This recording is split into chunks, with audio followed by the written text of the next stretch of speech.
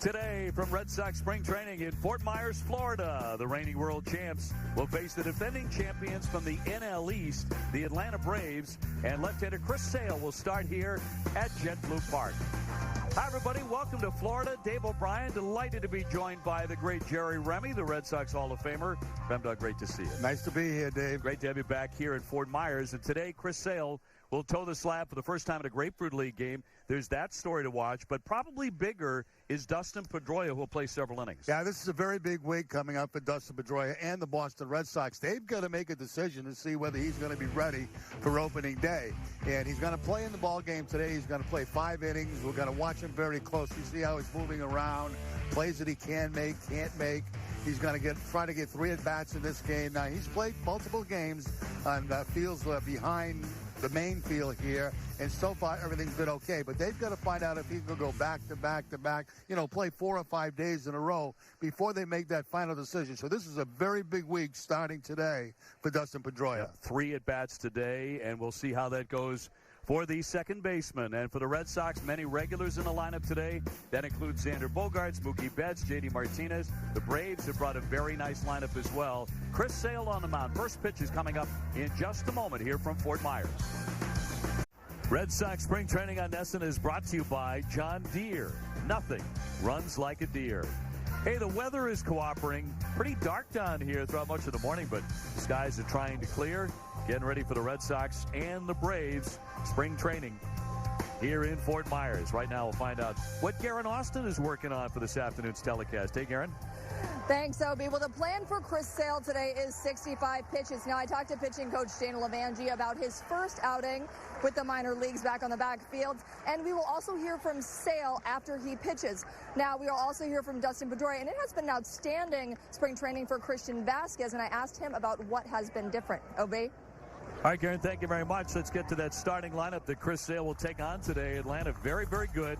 They won the East last year in the National League. Ozzie Albies will lead things off. He's at second base, hit 24 home runs last year. Johan Camargo is in right field with Adam Duvall in left. Tyler Flowers does the catching. Charlie Culberson at third base. Dansby Swanson, 14 home runs. Got some pop at shortstop last year.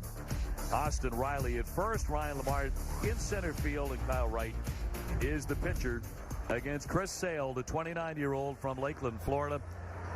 12-4 with a 2.11 ERA last season, and as Garen mentioned, he will go no deeper than 65 pitches. The defense this afternoon for the Red Sox, they'll have Eduardo Nunez at third base, Xander Bogaerts the shortstop, Dustin Pedroia at second, and Mitch Moreland the first baseman. Left to right, Brock Holt, Jackie Bradley Jr. and Mookie Betts, and Christian Vasquez doing the catching for Sale. Now Chris Sale making his first spring training start as you get the umpires, Fielden Culbreth behind the plate, Sam Holbrook at first base with John Bacon at second, and Alex Tosi, the umpire, at third. Also today we're going to see Matt Barnes, Ryan Brazier, and Tyler Thornburg as the Red Sox try and figure out exactly what the back end of that bullpen rotation will look like. Right now, 78 degrees, cloudy skies. Some rain moving in over the next several days. That hasn't been the case for the most part here in Fort Myers. The weather has been terrific. Big, big day for that man, for Dustin Pedroia. You say the middle of spring training, Jerry, it's a big day, but it is. It is. It really is a big week starting for Dustin Pedroia and the Boston Red Sox to find out exactly where he is and whether he'll be able to start the season for the Red Sox and provide, a number of games for him. Well, Sale ready to go. He tossed 45 pitches in a simulated game on Monday, but this is the first time for real in the Grapefruit League. And ball one, we're underway. The Red Sox lost 14-1 at Tampa yesterday, and Jerry has already quickly forgotten that one. That's big time ugly yesterday. That was bad. The Red Sox, in fact, since a 3-game winning streak, have gone 0-8-1 in the last 9, for what that's worth. From the first inning on, that was just a real bad ball game yesterday for the Red Sox. 2-0, that one smoked toward the corner. Brock Holt will play that one off the wall, and Albies, who can really swing the bat for a man of his size, he's got himself a long single. That jumps on a fastball from Chris Sale. Sale fell behind, 2 balls and no strike. Has to come in with the fastball, and Albies cleans that out very quickly off the left field wall. As a matter of fact, it's so hard, it's only going to end up being a single. Well played by Brock Holt off the left field wall. So that'll send up Johan Camargo, the right fielder. Another good power source, 19 home runs for the Braves last year, as they won the National League East 90-72. And Pedroia shaded over near the bag. Because we'll be watching every move that he makes. And you can see one thing right there. You talk about his leap, you know, when we've seen it year in and year out when he goes for get in position almost like a tennis player as he jumps up. He's not jumping quite as high, trying to take as much stretch off that knee as possible. High fly, well hit into left. Brock Holt looking up into the sunshine of the warning track, and he's got it. Albies back to first base. 1 man gone. You know, Pedroia's talked about that and trying to alter some of that. How hard is that to do after a lifetime of playing that way? It's very, very difficult to do. And, you know, Dave, we were talking prior to the ball game about, you know, Pedroia and what you want to have happen when you come back off knee surgery like he has, very serious knee surgery, is trying to have everything happen into a game that can possibly happen. And when you feel nothing, that's when you get the confidence that everything's okay. If you make a little move here and there that doesn't feel quite right, then you still have uncertainty about the health of your knee. And so they're trying to create every possible way, you know, to get him into situations where he's going to make a pivot. He's got to make a play in the outfield. He's got to cover some ground in the infield, turn double plays, do all the different things he has to do. And if he can do that pain-free, he'll gain confidence in the knee. Duvall, the left fielder, 15 home runs last season between the minor leagues and the big leagues. Just getting started here at Fort Myers. And, of course, you know, the Pedroia decision and just how much Petey can play and how healthy he's going to be dictates so many other things with a lineup, like how many pitchers you're going to carry on the roster, as opposed to position players in there for a strike from Sale. So a lot of other things have to fall in line based on this decision. Tyler Flowers on deck.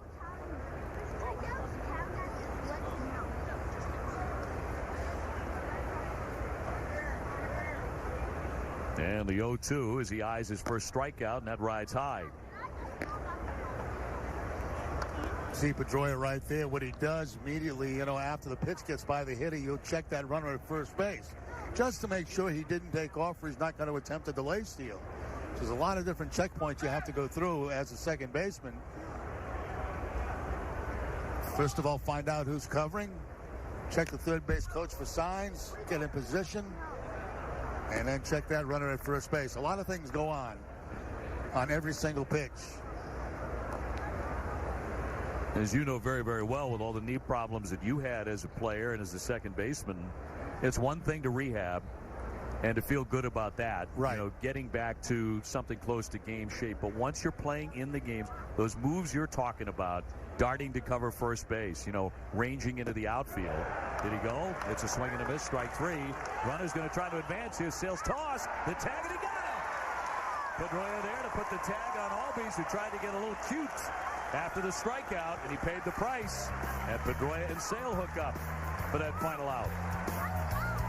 Well, the Red Sox with an alert double play. Started with a Chris Sale strikeout. And so the Red Sox coming up with Dustin Pedroia about to lead things off at second base, the 14-year veteran, followed by the MVP, Mookie Betts, and then Mitch Moreland at first. J.D. Martinez, the DH, Xander Bogaerts in short. Brock Holtz in left today, Eduardo Nunez at third base, Jackie Bradley in center. Christian Vasquez does the catching, facing the right-hander Kyle Wright for the Atlanta Braves. Braves think nobody in Florida has thrown the ball better than the 23-year-old. Look at his numbers at AA and AAA. Throws in the low to mid 90s with a pretty filthy cutter.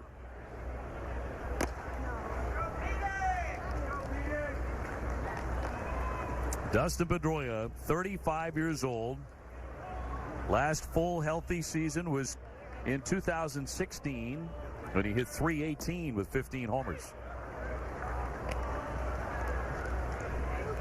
Already a good sign here for Pedroia. The sun has come out really strong for the first time today as he gets in the batter's box. And the 1-1.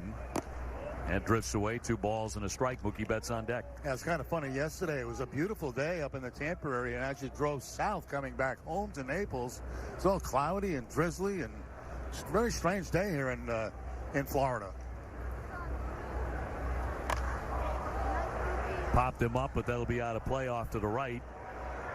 I was texting you from Chicago, getting ready to board my flight yesterday, and you were telling me a couple of the details of the game. And the word you chose to describe the game was not what you described it as today when you said ugly. It was something entirely different, but I will not share that with people. And it was like that right from the first inning on. I thought it was just me, but no, everybody said the same thing.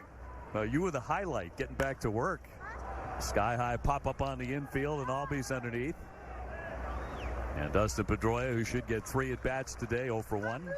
And Mookie Betts is next. Let's take a look at the Braves defense. Charlie Culberson will be at third base. Dansby Swanson at shortstop. Ozzie Albies at second. And Austin Riley at first.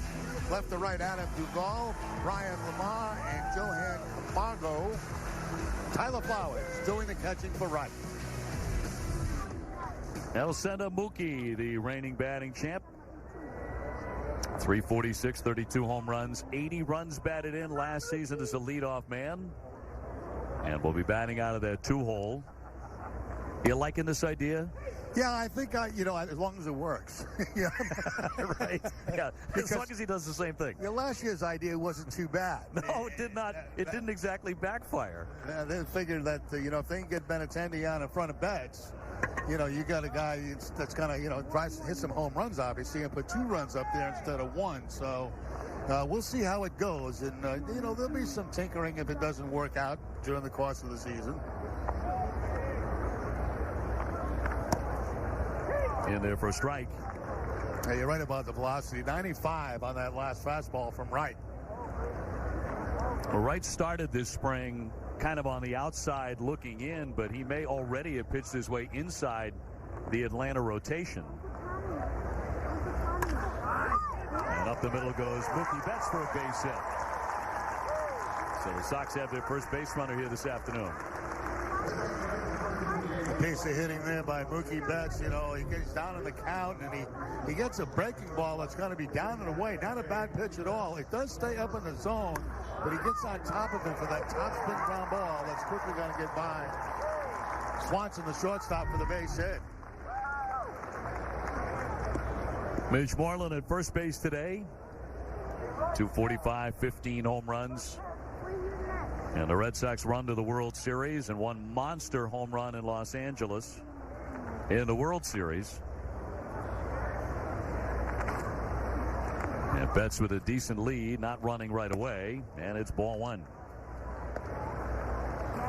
I think you'll start to see, starting today, a lot of these games played more like regular season games as we get closer and closer to the end of spring training. Yeah, this one already feels like it far more than some of the other ones. A lot of that has to do with Mr. Sale on the mound today, that's for sure. Oh, that's smoked. Line shot to right. Camargo on the move, not going to get it. That'll take a hop and off into the bullpen. Mitch Moreland with a wicked line drive. Mookie Betts will have to stop at third base, but a double for Moreland, second and third, and 1 man out. Actually, a bad break there for the Red Sox by that ball bouncing into the bullpen area. Looks like a curveball, something off speed that time from right. And the ball's going to one hop into the bullpen, and that's going to actually cost the Red Sox a run. That ball stays in play. Betts scores with no problem, but that's going to be stopped at third base because of the ground rule double. So 2 men in scoring position for J.D. Martinez, who drove in 130 last year with 43 home runs. He is yet to homer in the Grapefruit League. Of course, remember last year he did not hit a home run in 49 spring training plate appearances and then hit 43. when it mattered. Only player to hit 300 with 40 or more homers and 100 or more RBIs in each of the last 2 seasons in the big leagues. You know, he could have legitimately had 50 home runs a year ago, David. You know, you look at the month of April, back some of those games at Fenway Park where he had a number of home runs knocked down because of that wind early in the season. Yeah, it got to the point where you and I were counting them. Yeah. You know, how many could have gone, and he would say the same thing after the game. He wasn't whining, but he was saying, yeah, I think that ball's going out in June. Absolutely. And it was like, 6 or 7 by the end of May, I think. That was one of the more impressive things about so many Red Sox accomplishments in a magical season. How well they played in awful weather. You know, it really did. I don't think the sun really came out until about June 15th. And yet the Red Sox in games where it was, 40 degrees or below kept churning out victory after victory after victory. Both teams have to play in it. Exactly. It's not easy to play in, but the Red Sox, they kind of ignored the bad weather and just went and played their game and won an awful lot of them. A little bit of a breeze out to center today. 2nd and 3rd and 1 down. And 2 strikes on Martinez. And a fly ball into right, driving back Camargo. There to make the catch. Mookie Betts will tag, and he will score easily. Moreland advancing 2nd and 3rd, and the Red Sox are on the board on an RBI by J.D. Martinez. Good job. He wants more than that, obviously. He's got a couple of base runners out there who'd like to knock them both in, but you stay away from the strikeouts, you make contact, you get the ball in the air, you get it deep enough with Betts and score, and you have the lead. That's another good breaking ball right there, and a good job by, you can see right there, by J.D. Martinez to stay back on it. He was not off balance at all on that breaking ball. Make contact, good things happen. Good things happen there, the run comes home. Red Sox last year were an amazing 74-15 when they scored the first run in the game. And when Bogaerts came up with an RBI opportunity early, he so often added another run. 103 runs batted in.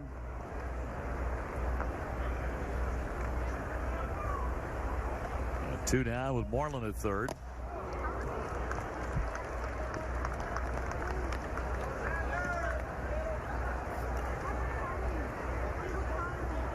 Xander looks bigger to you, doesn't he? Leg-wise, he looks much stronger in the lower body. Yeah.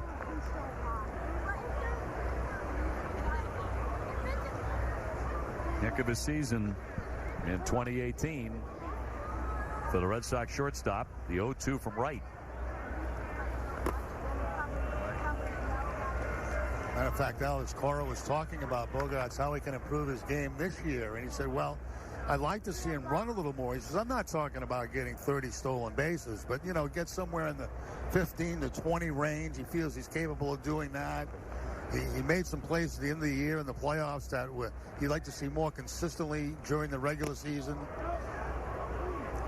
Now, last season, 8 stolen bases, but the year before 15. Quite honestly, and I don't want to take credit for it, but I kind of predicted a few years back, I said, his approach at the plate is going to change. He was strictly an opposite field hitter.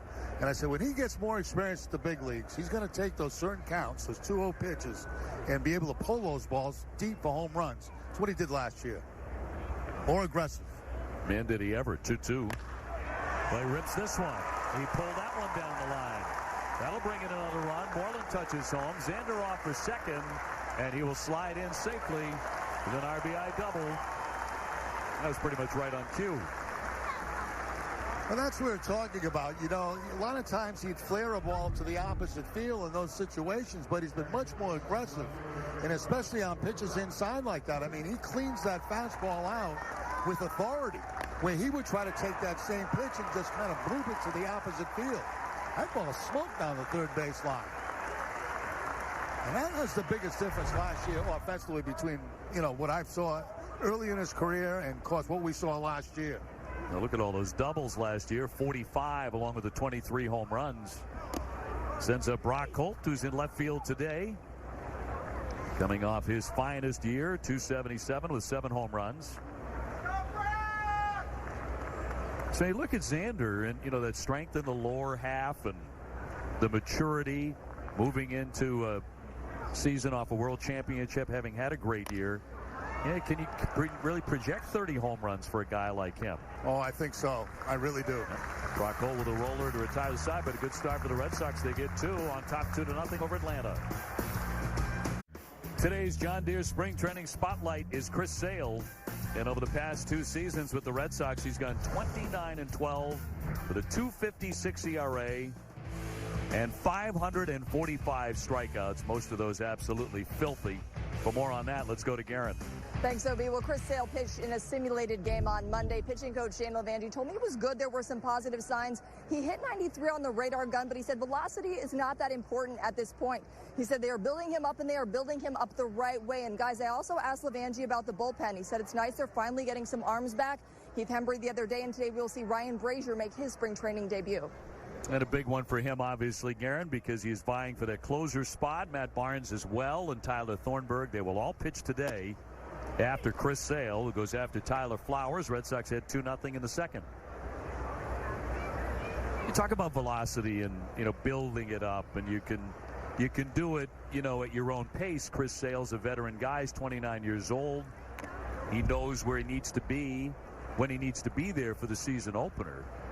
But ideally, you want to see him throwing 96, 97 by opening day. Yeah, absolutely. And, it's going to be one of those same situations as a year ago, basically with the whole starting rotation, because, they've all been set back because of the length of last season and, of course, the great success of last season. So it's going to be build-up time as you start the season, but he wanted to be effective build-up time. And that's what the Red Sox are certainly hoping for. And, yes, I'd love to see Sale when he's out there throwing 96 miles an hour. He starts off sometimes at 90 and go, wait a minute, does he have it today? And then, then he'll buzz one at 96 and say, yeah, it's there. Flowers down. That is out number 1. Second consecutive K for Sale. He struck out Duvall in the first inning. That turned into a double play. See what Sale comes with there. There's the breaking ball that just completely fools the right-handed hitter. And, when you got a guy that throws as hard as Sale does and how difficult it is to pick up the baseball, when you throw him something off speed, whether it be that changeup he throws or the breaking ball, that's really tough to pick up. Culberson last year, 270 with a dozen home runs, third baseman for Atlanta. They have signed the All-Star Josh Donaldson. Ronald Acuna Jr. not here. Albies is here. Freddie Freeman did not make the trip, but they're all leading the Braves, and they are certainly one of the favorites in the National League East, along with the new-look Phillies and the Nationals. It's going to be a tough division. And the Mets have improved themselves a little bit. Yes. Yeah, I don't think there's going to be an easy run in the National League East. And yesterday, Bryce Harper in a spring training game with the Phillies gets drilled on the foot with a 96-mile-an-hour fastball. And that went all over the country in about 10 seconds. When a guy signs a $330 million deal. It's like the president tweeting out, that's right? Right. Exactly right. Everyone's gonna read that and see it. And I guess he's okay, and the X-rays were negative. But we shall see.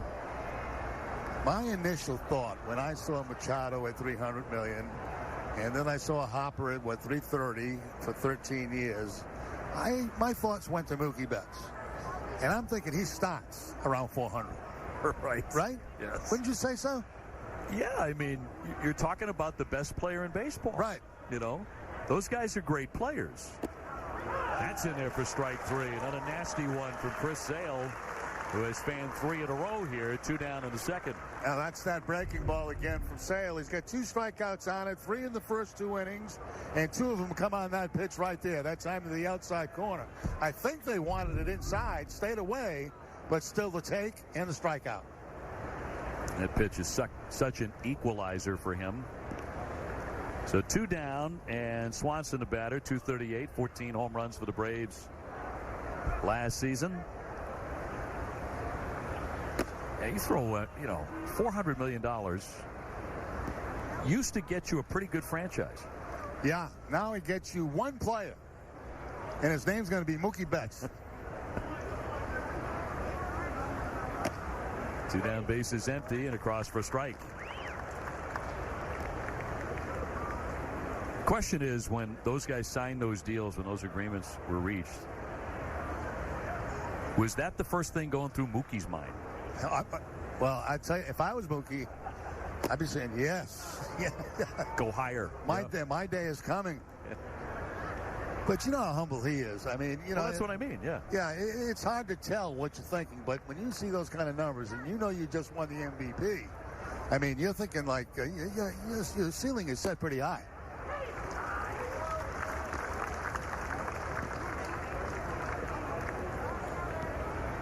He is humbled on. My bet is, you know, one of his first thoughts was good for them. Good for those guys. You know, they earned it. 2-2 swing and a miss and a big frame for Chris Sale as he strikes out Flowers, Culberson, and Swanson in succession.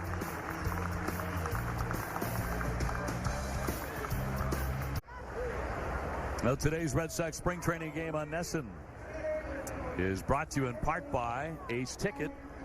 The Red Sox fans go for tickets to all their favorite events. Ace Ticket has the tickets you want, the customer service you deserve. Visit aceticket.com or call 1-800-MY-SEATS right now. Jerry Remy back to work. Dave O'Brien alongside. Great to have you. Red Sox in front 2-0. Eduardo Nunez will lead things off here in the second inning against the youngster Wright. And I have to confess, when Jerry returns to the booth, so does the good eating. And since we started working today, we've already had delivered to our booth some Florida rock lobster, stone crab, and a very, very nice lady came up and brought you a great big a tub of cookies. Just incredible. She also is a cancer survivor, and she made the cookies last night, and I got to tell you, I'm not a big dessert eater, but they are absolutely delicious. Yeah, they are really good. The chocolate chips are excellent. Very good. Freshly baked. And the lobster was I think, caught yesterday morning. Yeah, that was like, all right. You were just okay, yeah. It was okay, yeah. It wasn't Maine lobster. And there is a difference, too. Oh, yeah, there is. There certainly is. But it was a nice gesture. Very, very nice gesture. Here's you going after a little earlier today. Garrett is inspecting, wondering, what do you think, Jerry? You be our taster. Well, first of all, it was a little tough to get at and cut. And, once I did get it in my mouth, I think the thing that surprised me the most was there was very little taste to it. Okay. So that's not a good thing. No. And so they needed, we needed a lot of sauce, and we needed a lot of extra stuff to go with it. But it was tough to get at.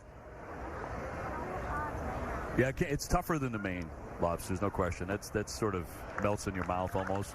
Yeah, exactly. This needed stuff. Now, Jerry, I made you take the first bite, but I took a bite too. And when you said there was no taste, after I took a bite, I'm like, yeah, there's no taste. It needed something. It did. Maybe a little sauce or something. I don't know. Yeah, we tried that too, and I'd still prefer the Maine lobster. Oh, absolutely. 3-2 to count on Nunez. Jackie Bradley on deck, and then Christian Vasquez.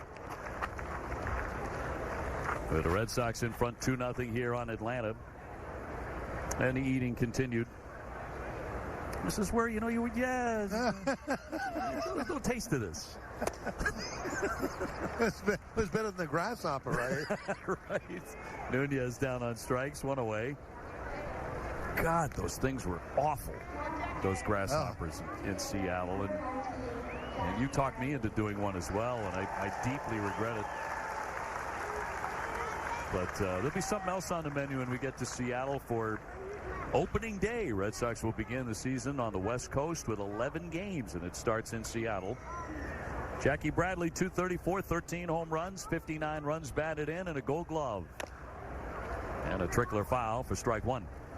Interesting, too, Jackie's comments when he won the Gold Glove. He did not feel like last year was his best defensive play in the outfield. It looked pretty good to us and to everybody else in baseball as he did get the Gold Glove, but he felt like he's had better years.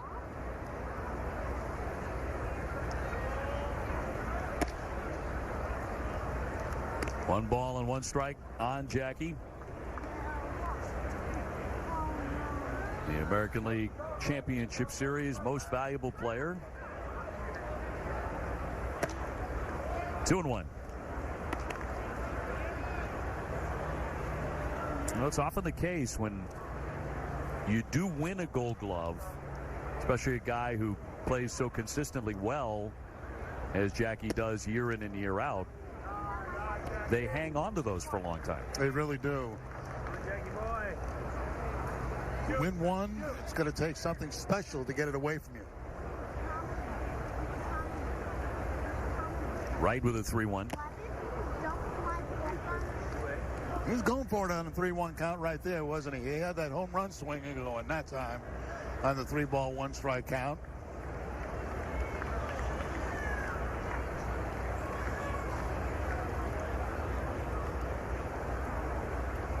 And the 3-2 foul tip to the mitt. Flowers grabbing that one for the strikeout. Back-to-back Ks here by Wright. Yeah, I agree with you, Dave. You know, you highlighted Wright at the beginning of the show, and he's very impressive. He's got a good live fastball. He's got a couple of good breaking pitches. Not intimidated, young player. Comes right after Jackie right there with a fastball and picks up the strikeout. Foul tip. And not necessarily a guy who'll throw 98, 99 miles an hour. He can hump it up to about 96, but he rides in that 94 range. But good stuff. Vasquez, 207 a year ago with 3 home runs.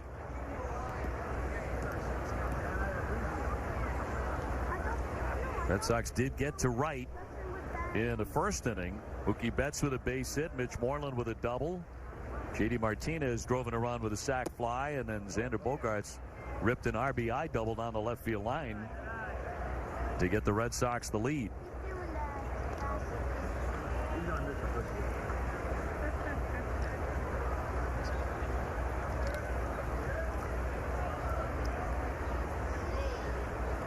And the 2-0, and a little flare to left center field coming on to make the catch. Duvall to retire the side. So Wright rights the ship. He gets the Red Sox 1-2-3.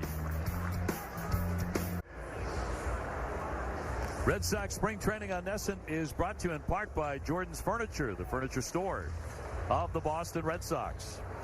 From JetBlue Park here in Fort Myers, Jerry Remy, Dave O'Brien, Garen Austin with you. Chris Sale powering his way through the second inning as he struck out the side. He has fanned 4 of the first 6 batters that he's faced for Atlanta. And doing a good job mixing up his pitches. I don't think we've seen many changeups so far, but we've seen a lot of the breaking balls, some fastballs, and that's what the whole idea of spring training is. Get work on all of the pitches while you're in there, because you're not in there for very long. Last year, 27 starts. He posted about 13.5 Ks per 9. That was the highest mark ever among pitchers with at least 150 innings. Named an All-Star for the 7th year in a row. And closed out the World Series by striking out the side in the 9th inning of Game 5 at Dodger Stadium, as it's flicked foul by Austin Riley. And not just any strikeout of the side in the World Series. That final strikeout was one Manny Machado. Down on one knee. One of the all-time great Red Sox moments. Here's the 1-1. And worth another look back, and it won't be the last time. Breaking ball, big sweeping breaking ball that time, down and in. And good night. Congratulations, Boston Red Sox. It sounded like a night at Fenway with all the Sox fans there. He swung and missed. That got away. Vasquez will have to scoop fire onto first base, and he got him. That's another K. And that's a long way to go for Vasquez to get that ball. Fortunately, it was up the first base line, and he had to track it all the way down to the dugout area and then make that throw to Moreland to get the out. Said that he did go. You see the umpire making the sign. He did swing, and that ball just bounced away. And look how far Vasquez has to go. He knows he's going to get rid of the ball like a second baseman very quickly. He does, and he gets the out. 5 strikeouts in a row for Chris Sale. Fine play by Vasquez to record that one. Brings up Ryan Lamar, the center fielder. with the Sox in front 2-0.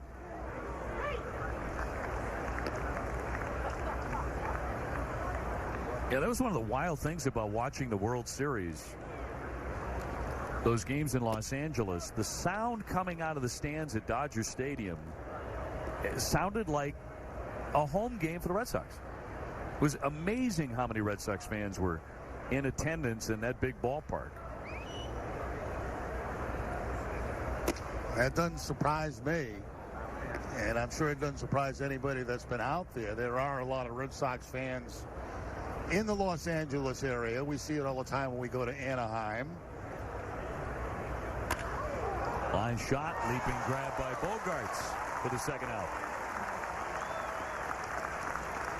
All in the positioning, right? Positioned correctly was Xander Bogaerts, a sinking line drive. You see it sinking there, going over his right shoulder.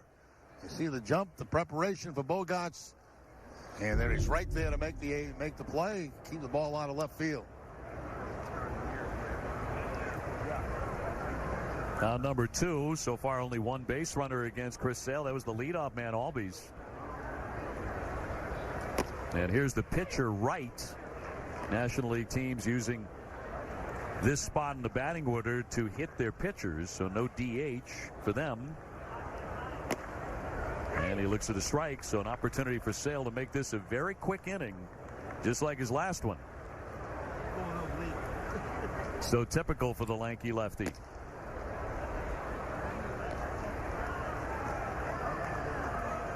Red Sox hoping to get 65 pitches out of Chris today. This will be number 38. And he put him away. Chris Sale breezing again. 1-2-3, go the Braves. Nesson is brought to you by Ace Ticket. It's more than a ticket. Visit aceticket.com or call 1-800-MY-SEATS. By John Deere, nothing runs like a deer. And by Jordan's Furniture, the furniture store of the Boston Red Sox. Jerry Remy, Dave O'Brien with you alongside Garen Austin. Skies have opened up. Plenty of sunshine at the moment. Great to have you with us here in Florida. And Dustin Pedroia about to get his second at bat today against the right-hander Kyle Wright. Pedroia popped up to second his first time today. 4-time Gold Glover and a 3-time World Series champion.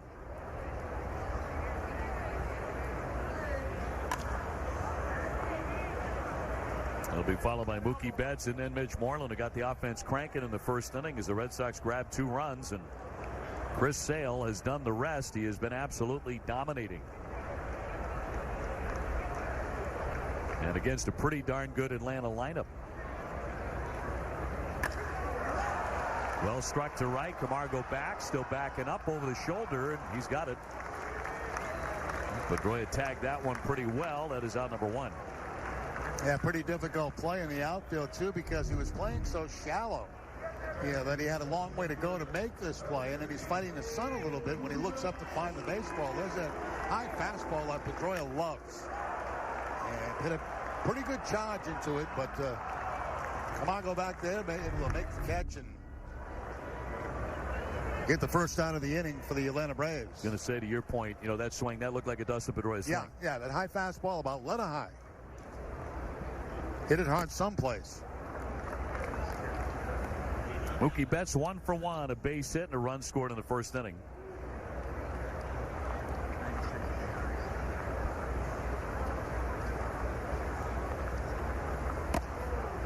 The Red Sox swept the Atlanta Braves at their place last summer.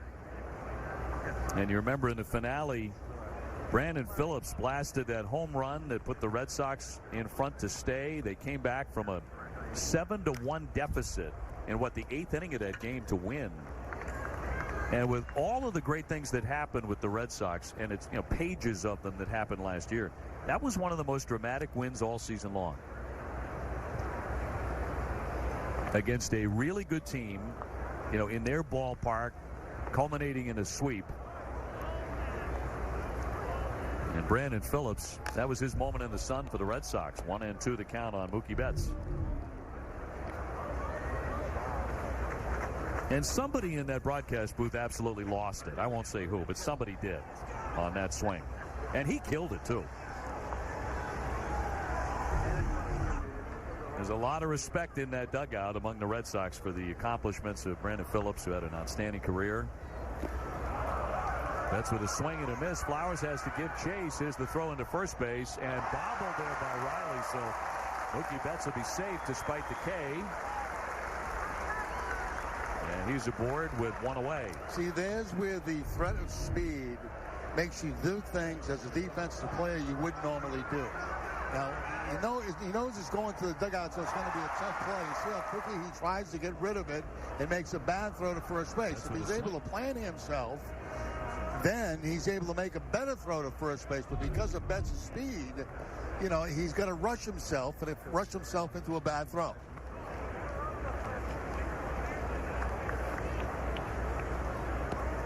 Sends up Mitch Moreland, who doubled and scored in the first inning. Drove one to the warning track that skipped up into the bullpen for a ground rule double. So you're talking about, the point at spring training where you're starting to do things as you would in the regular season. At some point, that includes a little bit of running. Absolutely. You want to get the feel of being able to steal a base.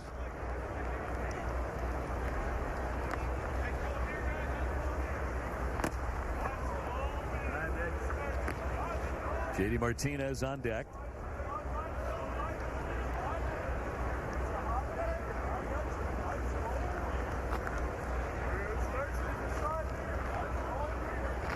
Tim Hires back as the hitting coach, chatting up Xander Bogaerts as an RBI today. On a double, here's the 1-0. Moreland unloading, but came up empty there, and the count's 1-1.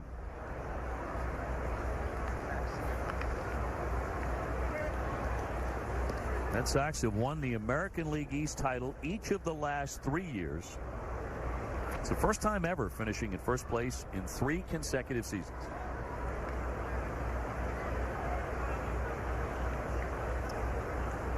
And some battle shaping up once again with the Yankees. And the Tampa Bay Rays will be no pushover. Once again, 90 wins last year. 90 wins has surprised a lot of people in baseball. Everybody picked them to be last in the division last year. Yeah, they had so many departures, but they were a better club. Did finish 18 behind the Red Sox, of course, in the end. Who ran away with the division down the stretch.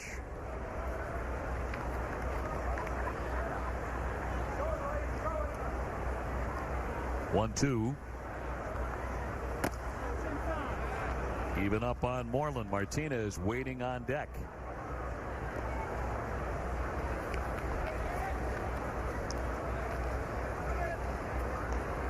See if Mookie tries to go here on the 2-2 count. He's had himself a very good lead over at first base. Exactly what Wright had in mind as he throws over. Gets Betts to dive back in head first toward the outfield side of the bag. Make that tag a little bit longer.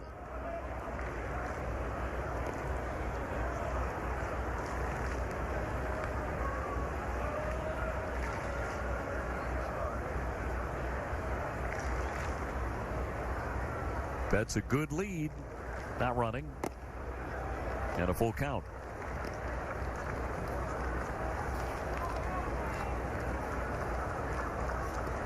It wasn't a long off season, obviously, for the Red Sox, but for Mitch Moreland, a very good one. Came into camp in terrific shape. He and Steve Pearce, the World Series MVP, will be sharing duties there at first base. Red Sox in very good shape at that position. 3-2 runner goes. He struck him out. The throw down. Mookie sliding, and he is tagged out. So that winds up a strike him out, throw him out double play, and retires the side here as the Red Sox hold a 2-0 lead against Atlanta at the end of 3.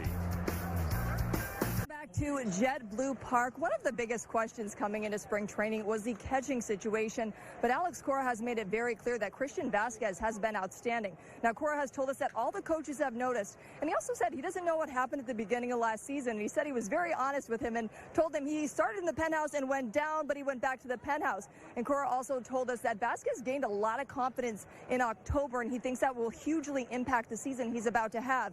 When I asked Vazquez what's been different, he looked at me and said, I'm having more fun. He also said he put in a lot of work in the offseason, and he's really focused on his blocking, on his receiving, and he overall has more confidence. Guys? Well, as you know, Garen, better than the rest of us, it's great to be back in the penthouse, right? I mean, that's where you want Always to be. Great to be in the penthouse. You don't want to be in the outhouse at the end of the day and count nothing and 2 on Albies, but big year for Christian Vazquez, and that workload behind the plate expected to increase. Catching Chris Sale today, and for a catcher that is always a pleasure. Albies the only man who has reached base so far against the lefty today with a base hit to lead off the ball game. Little fastball right there to up and in to get your attention just a little bit on the 0-2 count. Albies 69 extra base hits last year, and he's 2 for 2 today as he shoots the hole. So he's aboard to begin the 4th. And what happened there, he got Albies' attention as he responds very quickly with the base hit. 2 for 2 afternoon going. So Camargo will be next. Talk about those 69 extra base hits for Albies. 3rd most by a middle infielder in Atlanta history. So his young career off to a great start.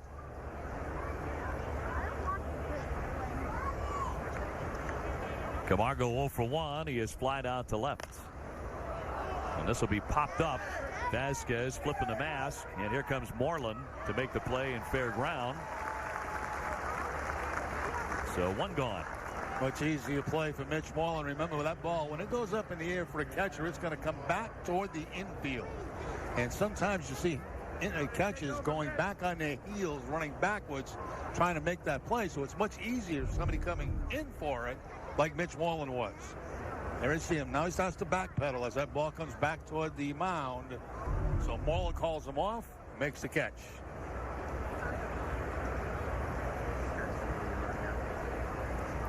Here's Duvall, first man to strike out today against Chris Sale. One of 6 Ks in the book for the lefty.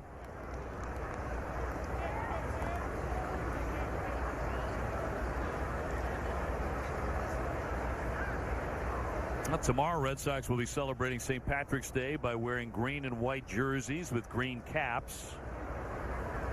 It's believed that the Red Sox first did that in Winter Haven in 1990 when Roger Clemens bought the caps and the stirrups for the team.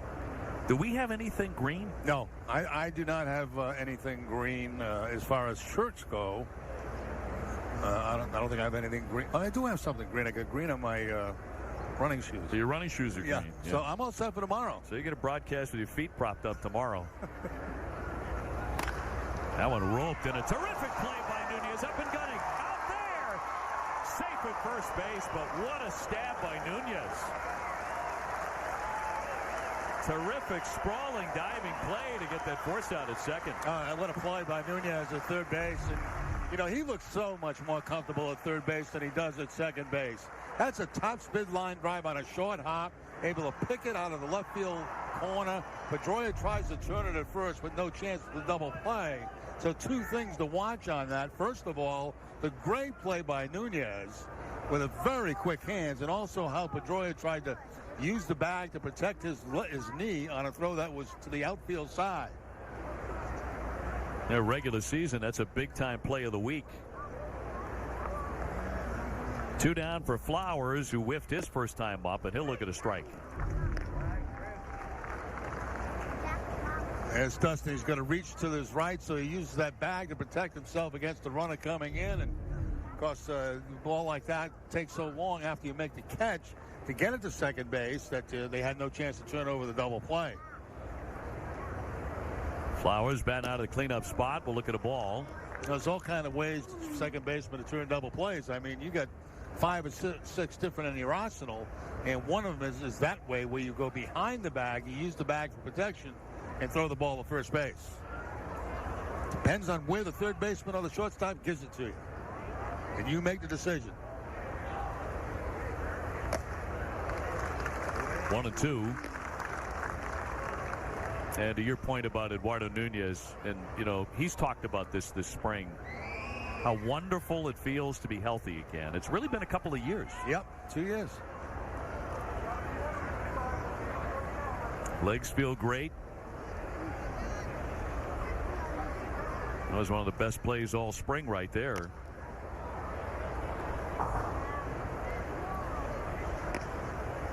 Well, the next pitch for Chris Sale will be number 50 on a day that we'll see him throw no more than 65 probably.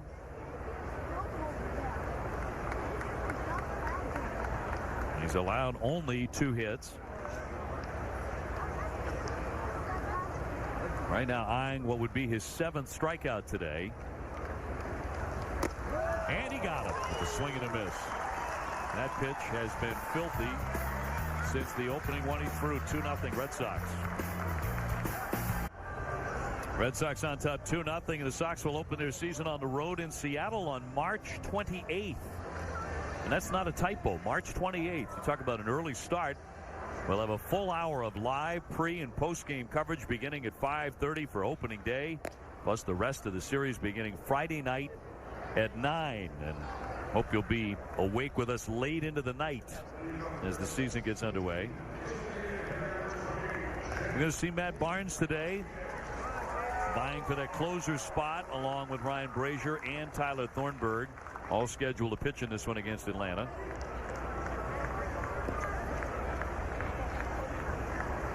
Meanwhile, J.D. Martinez will lead off the inning here in the bottom of the 4th. J.D. with an RBI on a sac fly in the first inning.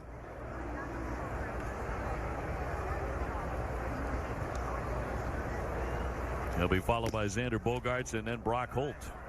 I imagine this is your last trip down to Florida, so you had to pack for that first trip.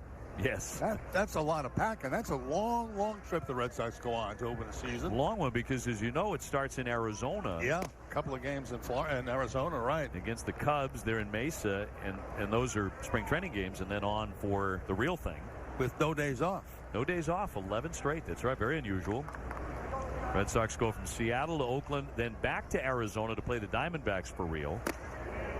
Hey, Jerry, you can't even imagine how many suitcases I'm going to be bringing on that trip. Oh, I can imagine. I think we can, yeah. Yeah. Everybody will be carrying one for you to help you out. Over-under is 7 on that. I'll be of no help to you, Garen, on that because I will not be on that trip. So Eck will. And then we're back for opening day, and something we're really looking forward to. I always look forward to tremendously getting in the booth with you and Eck in a 3-man show. That's going to be fun. We're going to have a good time doing that. We're going to do a number of those this season. Yeah, I mean, it's the stuff I packed for this trip, you know, coming back from doing some basketball, both of my suitcases weighed in like 60 pounds. Yeah. Silly. Yeah. Never done that before. You're gonna. It's gonna be. That's a tough pack. Tough pack. 3-2. And ball 4. Good take for J.D. Martinez. So he's on to begin the 4th inning. Nothing like Garen's, of course, which requires a team of people. Xander Bogaerts an RBI double in the first inning. Yeah, very highly unusual to begin a season with 11 in a row without a break. And the home opener for the Sox will be April 9th. That's when the ring ceremony will take place in the home opener against Toronto. And the Red Sox around the home opener have 2 days off. The first series with the Yankees will be in New York on the 16th and 17th of April. You're going to be making that trip, aren't you? Yes, to New York. Yes. Good. Then I think we go from New York down to Tampa, if I'm not mistaken. Yep, that's correct. In there for a called strike. Of course, the Red Sox got off to an absolutely incredible start last year, 17-2 out of the gate. On their way to 108 wins, eventually 119.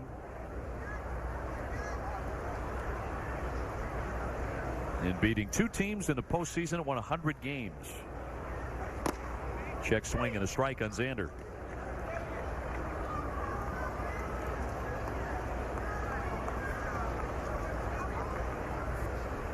Red Sox were incredibly healthy last year. Well, that's all part of winning championships. You know, you gotta be good, and you gotta get some luck too, and that luck comes with lack of injuries. And a tremendous training staff. Knocked foul out of play. You know, there was that one moment with Xander Bogaerts when he slid down the dugout steps of the opposing dugout, third base side at Fenway, and he injured his ankle. Kind of chipped his ankle, and there was a lot of talk at that time that, oh, this is going to be like 6 to 8 weeks. This might require some surgery.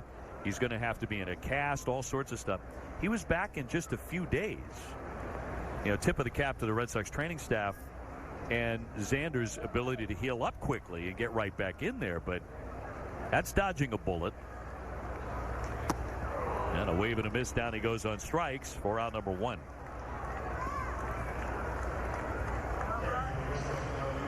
Well, the Red Sox largely stayed away from anything close to a serious injury. Back to the breaking ball right there. It's a curveball down and away from Bogaerts. Gets him to chase it off the outside part of the plate. Very impressed with Wright in what I see here in the first few innings. I know the Red Sox do have the lead. They've got the 3 hits, but throws the ball very well. He's walked only 1. He's fanned 5. Here's Brock Holt, who's 0 for 1 with a ground out to second. Brock getting a turn in the outfield today. He's in left field.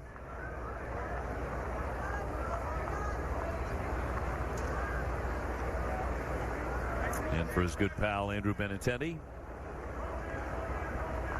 I just think Benintendi's going to have a huge year. Had a good day yesterday.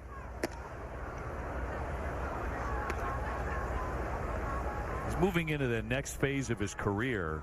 You know, 24 years old. Been in the league a couple of years. Really knows his way around now. He's got all that ability, of course. Tremendous natural ability. Outstanding hitter, outfielder.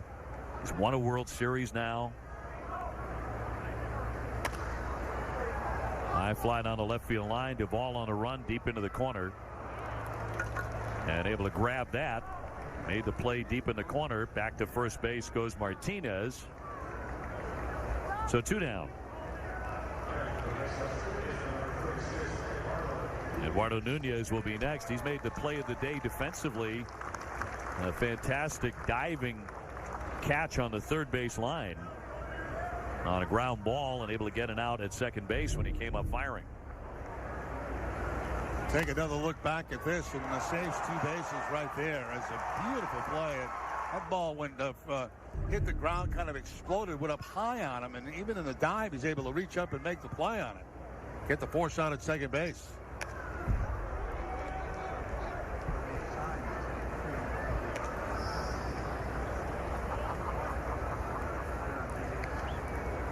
$127 games last year for Eduardo, including 10 home runs.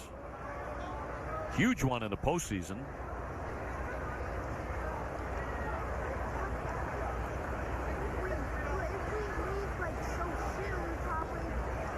Two down, Martinez on, and the 0-1 from Wright.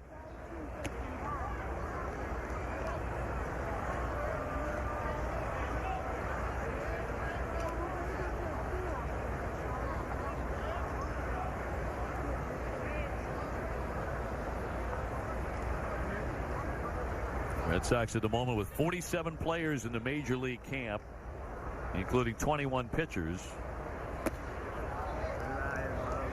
But some more cuts are coming. Tough time of the year for coaches and the staff right now. It's hold meetings and decide on which direction they're going to go in. There's multiple options they have depending on the health of players, who's available, who's not available. Plan A, Plan B, Plan C, Plan D.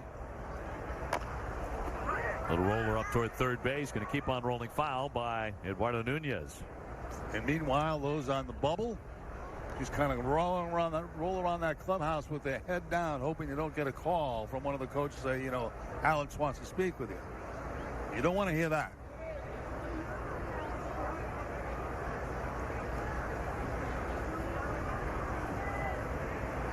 And basically what you tell guys like that is, you've impressed me this spring. You've done a good job, and we know where you're going. We know where to find you. And you know that during the course of the season they're going to use a number of players. And that's why you make a good impression down here. You get somebody's attention. They don't forget.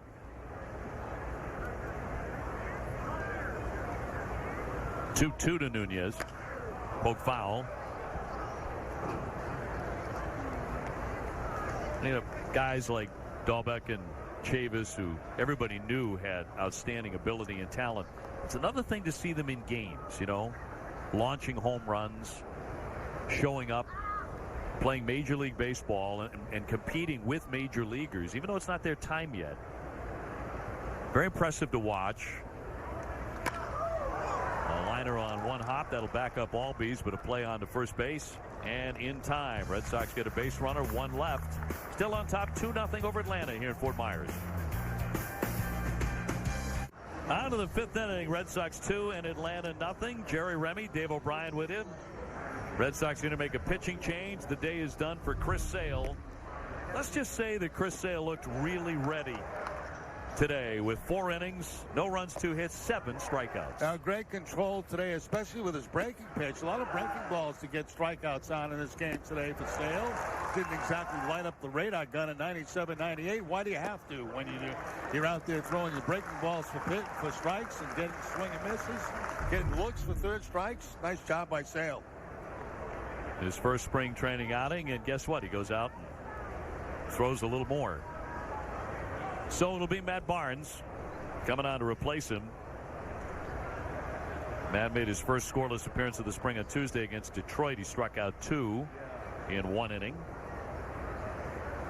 Last year posting a career best 14 Ks per 9 over 62 appearances for the Red Sox, and in the hunt for the closer's position.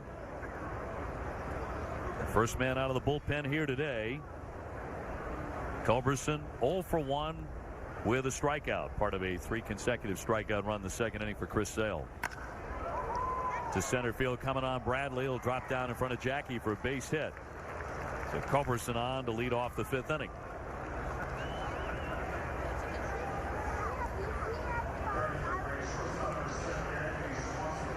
Matt Barnes last year used a lot. 6-4, 3.65 ERA. Tough to hit. Just a 2.04 batting average.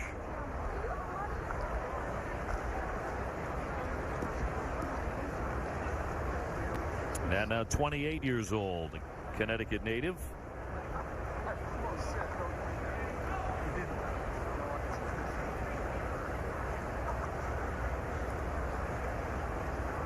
And like the rest of the bullpen, generally speaking, he was just outstanding in the postseason. Against the Yankees, a couple of appearances, no hits. In the division series against the Astros, he appeared in 5 games. He allowed 1 hit in 4 1/3, and in the World Series he appeared in 3 games and allowed only 2 hits against the Dodgers. So he was a big part of it.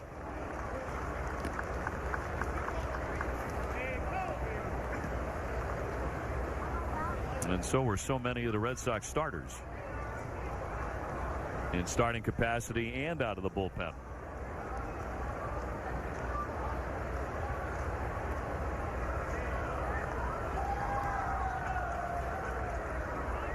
Swanson 0 for 1. Toss on to first base, and Culberson back in time.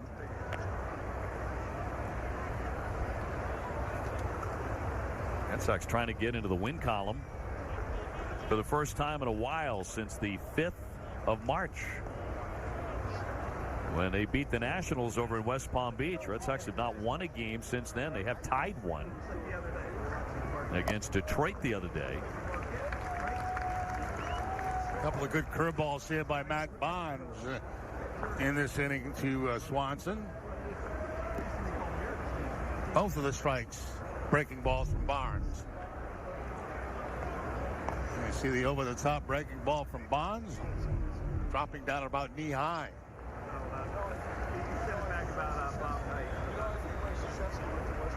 And a 1-2 to Swanson. Down he goes hacking. They went upstairs to fan him, so one gone.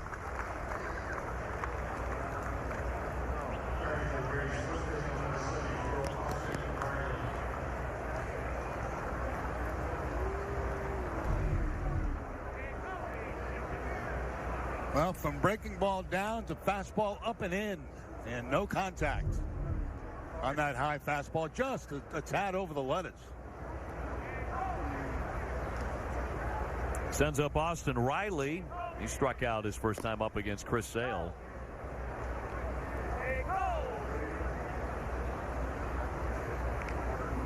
Of course, Matt getting a lot of questions about potentially filling that closer's role, and we're going to run a clip from him here at spring training talking about that in just a moment.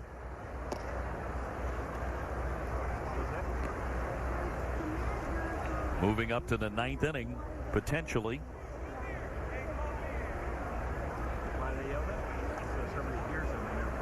One of 2 or 3 very serious candidates. Here comes the 1-0. And back in again is Culberson.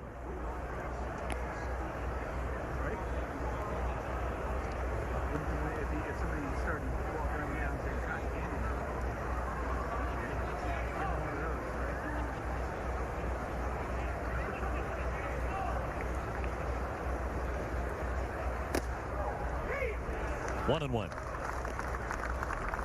Barnes sitting down with us recently for a new series we're doing called My Story, debuting in April. He spoke about potentially filling that closer role this season. If I'm fortunate enough to have that opportunity, I'm going to take it. I'm going to be ready, and I'm going to do my best to fill that spot and get outs in the 9th inning. I think we've got multiple guys who are capable of getting outs in any scenario. We've kind of been used in any situation from the 5th to the 9th. So if it is my name called to pitch the 9th inning, I'm going to get up and I'm going to do the same thing that I've done and try and get those 3 outs.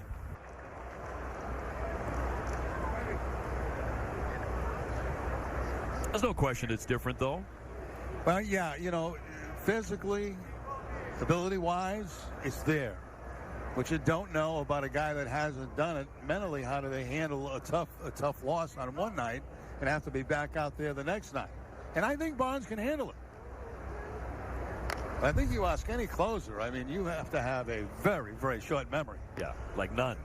Exactly, because, you know, if you give it up, you walk in that clubhouse, and players don't feel this way, but the pitcher does. You know, like I blew it for my whole team. You know, they all can't stand me right now, and that's not really the case. And you're anxious for him to get back out there again the next night to prove that he can do it again. It's a tough spot to be in. It's you against the world in the 9th inning. Yeah, it's one of the things that endeared Craig Kimbrell to his team was having no memory, you know, coming back the next night if he did blow one, and he didn't very often, but if he did in the regular season, be able to bounce back, forget about it like it never happened, just go out there and throw 100 miles an hour the next day. Right. You know, get those 3 guys and everything's right in the world again. He remains a very popular player, popular teammate with this Red Sox club. Here's the 2-2.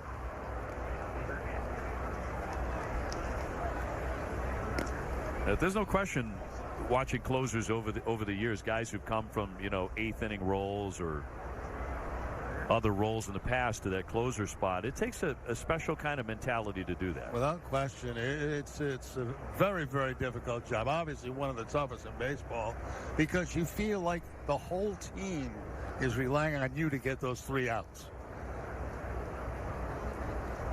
Toughest 3 outs in baseball. Runner will stop midway as it's flicked foul by Riley. He was off on that 2-2 pitch, and it didn't look like he felt like he had a good jump.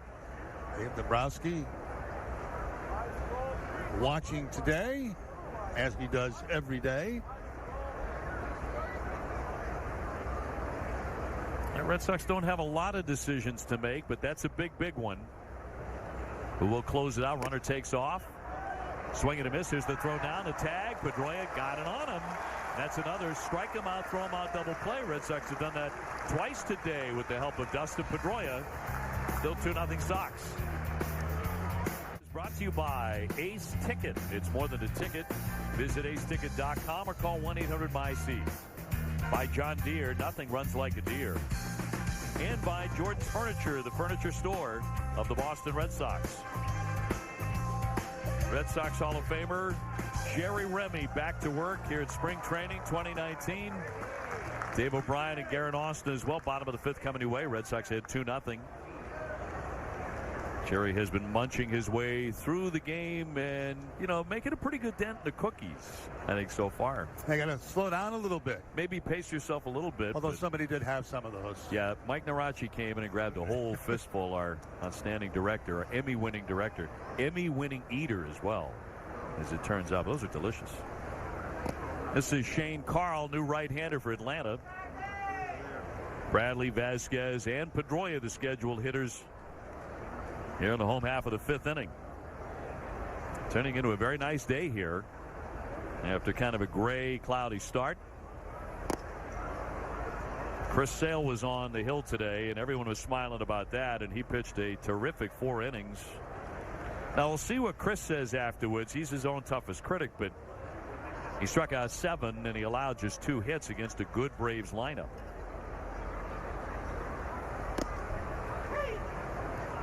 Matt Barnes has come on in relief since then. Just got a double play.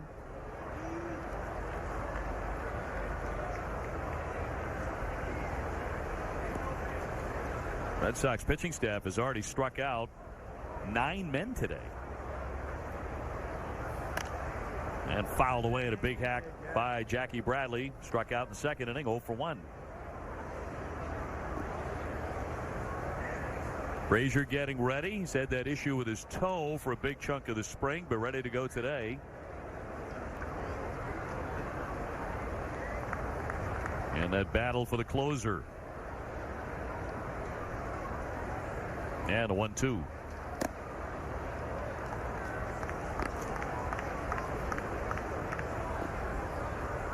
Now, one of the things we talked about early on in the spring, I want to get your opinion on Major League Baseball, the initiative to crack down on high-tech sign stealing. Yeah, something I don't get. I'm into the old tech sign stealing. Got to go old tech. With all the new equipment out there and electronics, it's, I guess, much easier now to do that. You got to crack down on it. Yeah. You have to some way. Somebody that understands it. Well, Rob Manfred, the commissioner, said that sign stealing, high-tech sign stealing, grew more prevalent and slowed the pace of play because of the paranoia it engendered. And I remember you talking about, I think you were the first guy I remember talking about this, that multiple signs were being given with no base runner. Exactly, all over the league last year. It became an epidemic. And the feeling was like in every ballpark, there were cameras zoomed in on the signs, and they were able to pick them up, and other ways to do that, which in most cases I'm not familiar with. I know how to pick them up from old school, ways at second base. Yeah. But there are certainly different ways now to do it. And you're right. A lot of guys stepping out saying, if I get the right sign, sure you get the right sign. Let's see him go through another sequence. And, it gets a little ridiculous after a while, and baseball has to do something about it. Jackie Bradley will be down on strikes here, and fans for the second time today. That's out number 1. So all in-house cameras from foul pole to foul pole have been banned. The only live feed of a broadcast, the one provided to each team's designated replay official, a specially trained monitor will be assigned to each designated replay official to make sure that person has no communication with team personnel. All other bullpen and clubhouse TV monitors will receive game broadcasts on an 8-second delay. You can't have a monitor in the tunnels. And each club will provide to Major League Baseball an audit of every in-house camera, detailing its purpose, its wiring, and where its signal can be viewed. It's amazing what they've had to go through just to get to that point right there, right? Yeah. I remember you talking about this. You're like, I've never seen this before. It's like April. It's like one of the first games of the season. You're like, they're going through multiple signs out there. Yeah, nobody on base. And there's nobody there. First pitcher of the game. There are certain ballparks, and we've seen it happen for the last couple of years where they'll do that on a consistent basis. Toronto comes to mind. Yankee Stadium comes to mind. We've seen it at Fenway. I mean, everybody's suspicious of Stein stealing, and it's become very much more difficult to do than in the old days, and I'm sure more effective today than in the old days. Signs are often changed, even within at bats, and that's what the commission was talking about, slowing down play. There's no question that happened. Vasquez 0 for 1. He has flied out to left. So we'll see if this works. Baseball seems always intent on speeding up play, the pace of play. It's a huge issue with this commissioner. Little roll is squibbed off the end of the bat. It'd be a fair ball over the bag, and Riley there to tap the bag for the second out. So 2 up and 2 down, and here comes Dustin Pedroia, who is scheduled to bat 3 times today. He's 0 for 2 so far. Had a pretty good rip last time as he lined out to right field, caught by Camargo. A couple of tags at second base today, a couple of pivots at second base, but nothing really challenging as far as, having to chase a pop-up or dive for a ground ball.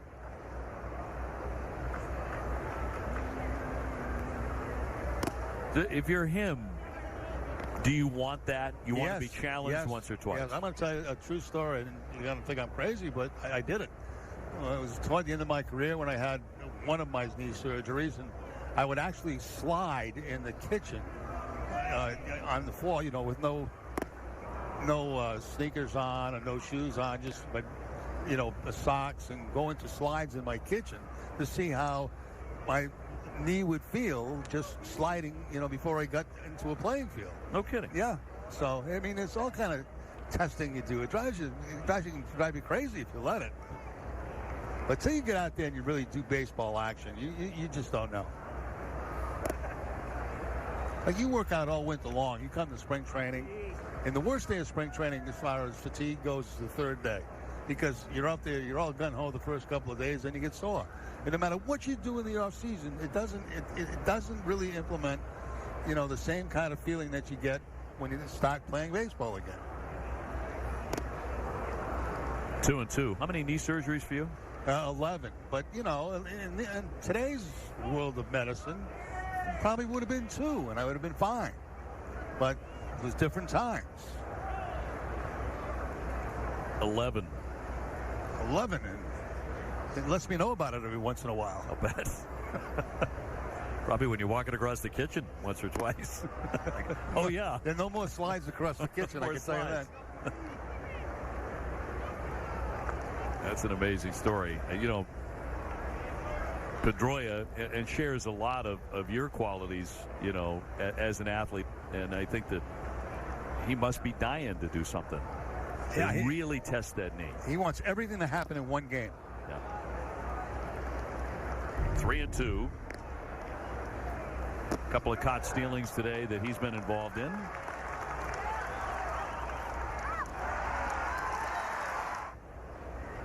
Pretty basic stuff right there. He just had to quick pivot to get to second base. Puts a tag on there, rolls around in the mirror a little bit. Okay, everything good so far. No sign of a limp. Looking for his first hit here today. And a high fly into left, and Duvall ranging over to make that play. And the Red Sox will go 1-2-3, still on top after 5.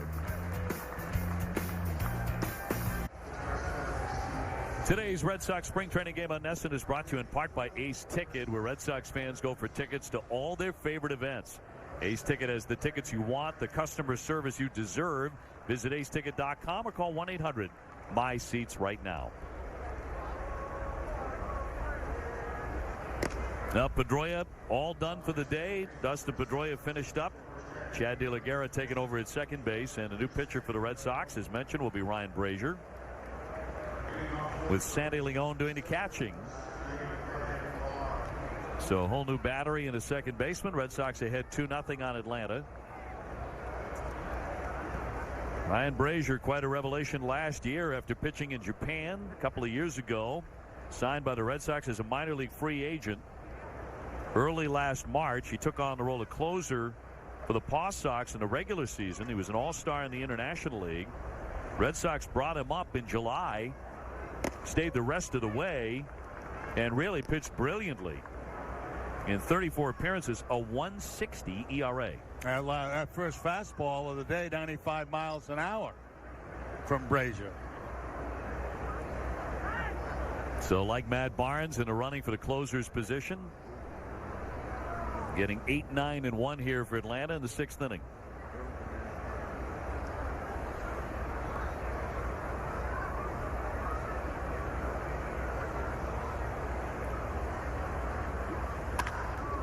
Rip for a base hit into left field. So Lamar's hit the ball stiff a couple of times. He's 1 for 2. Yeah, line drive. The shortstop his last time up. Now he gets it by the shortstop for the base hit. Again, that fastball inside part of the plate, topspin line drive that quickly gets by Bogaerts. The National League team, the Atlanta Braves, playing by their National League rules, so the pitcher does bat. Bunting situation here for Carl. Third baseman Nunez in several steps. Red Sox ahead 2-0.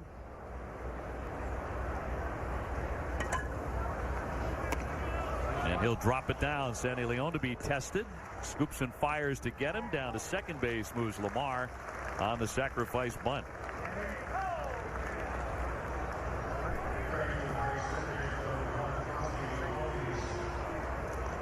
So well handled by Sandy Leon. 1 away. I think that's a smart move, Dave. You know, when the National League comes to an American League ballpark in spring training and plays their National League style, because they're going to be doing it during the season. They're going to be doing these type of things. The pitches are bunting. Why not get the practice during spring training? Sure. Man, for years, watched Tommy Glavine drop down sacrifice bunt after sacrifice bunt, you know, during his Hall of Fame career. And was just so good at it. Tommy was a great athlete. We all know what a hockey player he was and the pitcher that he was, but never tried to do anything that, you know, wasn't going to help the team. So, you know, dropping down, he got so good at it. Tremendous bunter. And those guys took a lot of pride in what they did. He, Maddox, Smoltz, whether it be, you know, pitching wise or with the bat. High fly to right field, sauntering back, Mookie Betts. Runner will tag. Lamar will go from second to third. Now 2 down. Albies had been 2 for 2 with a couple of singles before that. Fly out to right. So Atlanta has a man at third base for Camargo as fly out popped up today.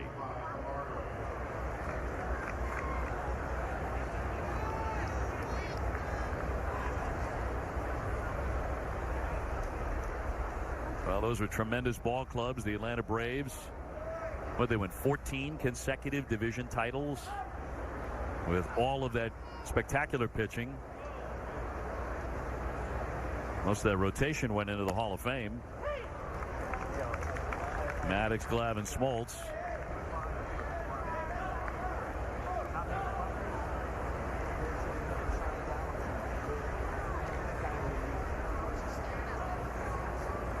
Two down, a man at third.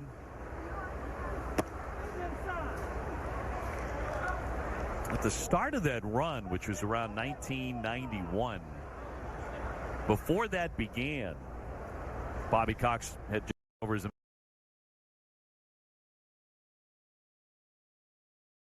very rough shape. They were thinking about maybe franchise. That's how bad they had been for a long time. But that one season, that 1991 season, they were playing in the old National League West back then with the Dodgers, if you can think of that. They were able to win that division, made a great run that year. And, you know, for a decade and a half, they did nothing but win divisions. But they were really close.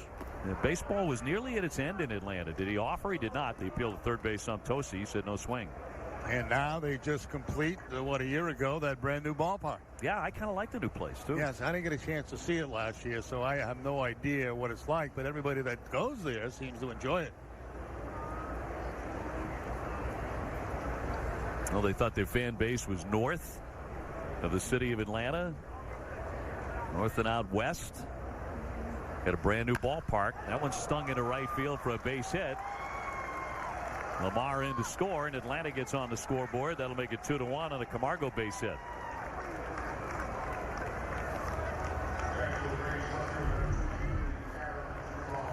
Well, the bunt pays off, gets the man in a scoring position, a fly ball out, and then on top of a high fastball that time is Camargo to drive in a run, make it a 2-1 ball game. So they play by their National League rules, and they do get the one run. Adam Duvall is 0 for 2. He has struck out, and he's hit into a force play. Although that was a tremendous defensive stab by Nunez at third base to get that out. And second.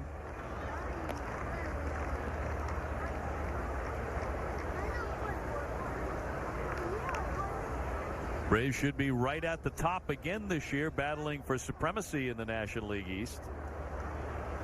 Although nobody's made more moves than the Philadelphia Phillies, or a bigger splash than the Phillies. And they should have a tremendous ball club. Big swing and a miss by Duvall. He comes up empty.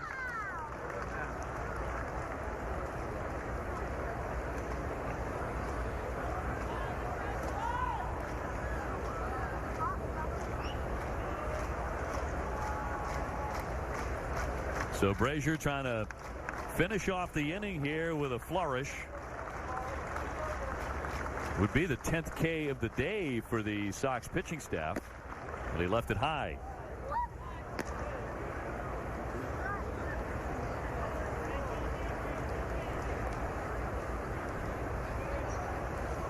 In fact, Atlanta has now out-hit the Red Sox 5-3, but Sox were able to bunch some together in the very first inning. 3 hits in the first inning to chase in 2 runs. Here's the 1-2 from Brazier. And he got a piece of it to hang in there.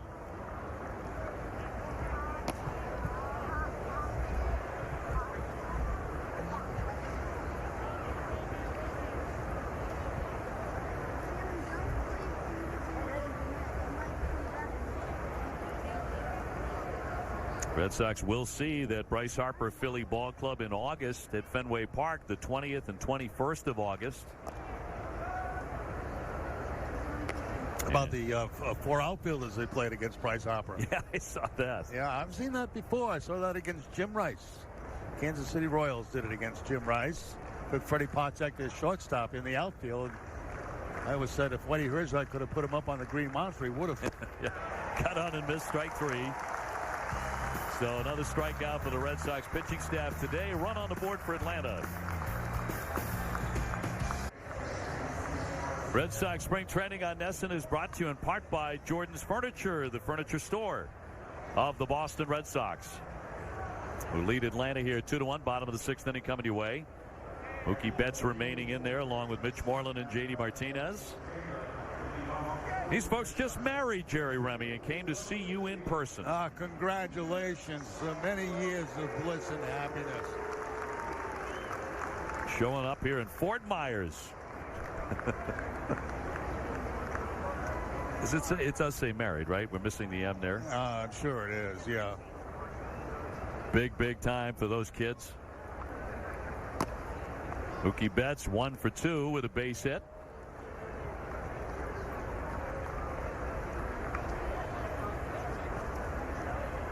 And a run scored in the first inning. Mitch Moreland with a double. He scored a run as well. RBIs by Martinez and Bogart. So first inning today for the Sox was business as usual, but they have not had a hit since then.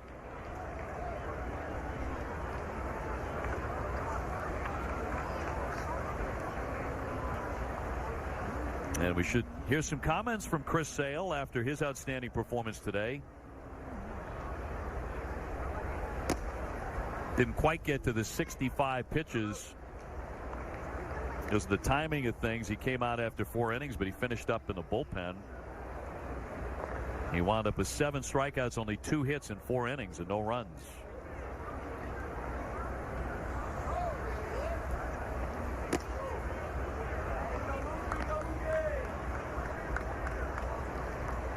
Braves making 1 change at second base, so Albies is done. One of the Atlanta Stars who came on this trip. Valenzuela now playing second base. Ortega now in left for the Braves. A 3-1 high fly ball. This is deep. Back it goes, carrying back, and kiss that goodbye. Mookie Betts launching one over the monster. Red Sox lead it 3-1.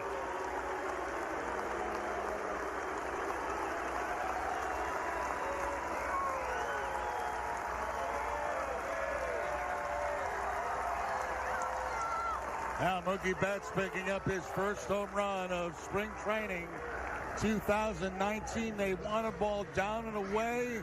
It stays right in that zone where you don't want to pitch Mookie Betts. Middle in with a fastball, because he's going to do this with it and do it a lot. That was way over everything out there. That high left field wall. Here, Jet Blue did that 32 times during the regular season last year. Had one in the World Series as well, as did Mitch Moreland. I don't think Mitch's has come down yet. The one he hit in L.A. And a 1-0. Rolled toward first, but a foul ball.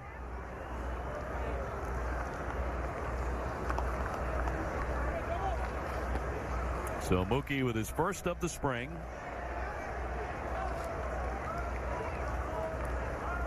You know, early on last year for Mookie in March, there was so much angst over, you know, the 0 for 15, 0 for 16, whatever it was. He started out in spring training. And he was actually a little nervous about it. Fly ball into center field. Lamar will have this one. Mitch Moreland 1 for 3 today with the double in the first inning. None of that this spring for Mookie. You know, it's easy for us to say, and even as a former player, it's easy for us to say, you know, it doesn't matter what happens in spring trainings, but it does matter to the players. You know, no matter how, every time you walk on that field, you want to do something good. You want something positive to come out of it. And when you're struggling, even in spring training, you're not happy, you're miserable about it. But you know, when you have a talented guy like Mookie Betts, he's going to be fine. Just takes time, and he'll get it. You get used to succeeding, right? Yeah, you really do. And you know, but they get frustrated when they don't play well, and that's even in a spring training game. You know, half of it was just joking around, but last year when he got that first hit, you know, several games into spring training, he looked like a guy who just won the 7th game of the World Series. Yeah. And, you know, it was like, oh, yeah, now I remember how to do that. And think about how good he is. You know, batting champion, 32 home runs, everything, Gold Glover, everything he's done and continues to do. And yet, getting that one hit in spring training last year with the weight of the world fell off his shoulders. Softly hit by J.D. Martinez. That'll be the second out. J.D. RBI in the first inning. He's now walked and grounded back to the pitcher. Everybody goes through it, whether you're a position player, a pitcher. You want to have success every time you take the step onto the field, no matter what the sport is. Whether it's an exhibition game, a real game, an all-star game, or whatever it may be.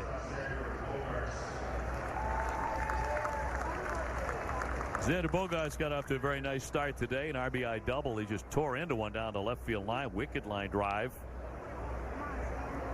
That brought in Mitch Moreland. He's 1 for 2.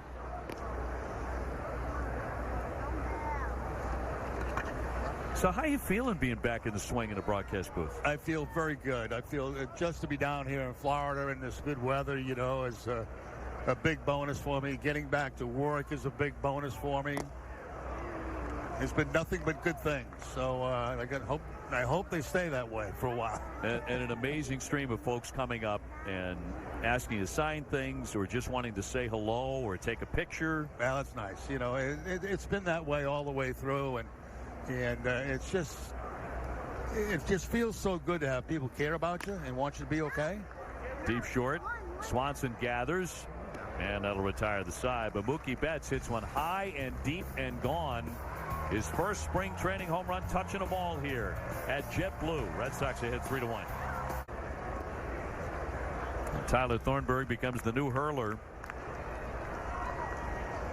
It's been a rough spring so far for the right-hander, with an ERA over 15.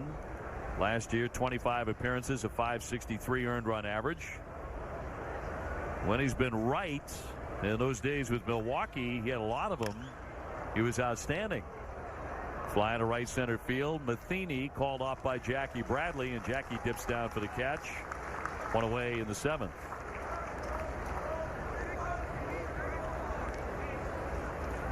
Couple of changes here for the Sox. Chatham taking over at shortstop. You just saw Matheny in right field. And Sam Travis taking over at first base. Tyler, now 30 years old, 5'11", about 195 pounds, his 8th major league season.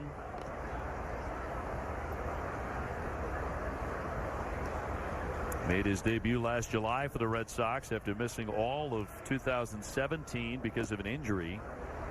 He underwent surgery to treat thoracic outlet syndrome in the summer of 2017. Did not pitch at all his first year as a member of the Red Sox, and then last year 2-0 in 25 appearances, ERA near 6.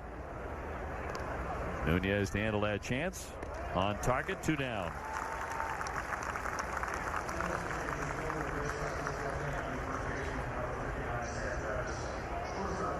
So every appearance is obviously very big for Tyler, who's been talked about as one of those candidates for the closer spot, but others have pitched better to this point, quite a bit better.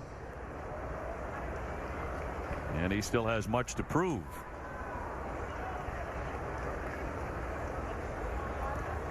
So a key outing for him today, and a good start for him so far. Gets the first 2 men. That'll bring up Swanson, who has struck out twice.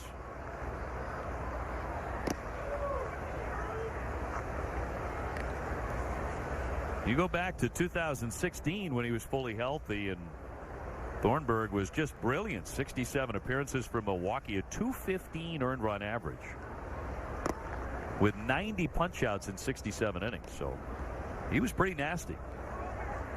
That's a shame when a guy starts to have real success in his career. Injury sets him back, and now trying to fighting his way back to that form.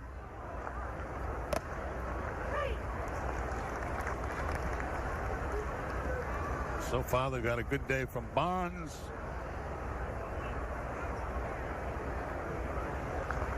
Frazier came on 6th inning, gave up a couple of hits and 1 run, but that was his Grapefruit League debut. Yeah, pitched okay, pitched well.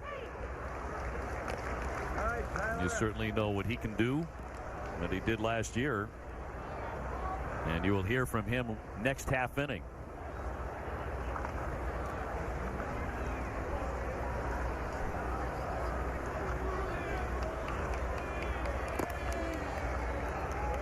Three and 2. Not many hits in this one. He's going to be 2 very, very good offenses, but so far the Braves with 5 hits, Sox been held to 4. But one of those, a Mookie Betts blast. And the 3-2 from Thornburg. Check swing foul.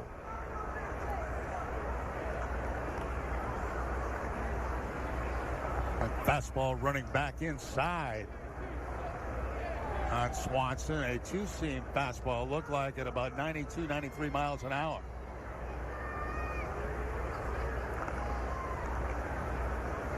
Payoff pitch on the way. And to walk him. Swanson on with 2 down.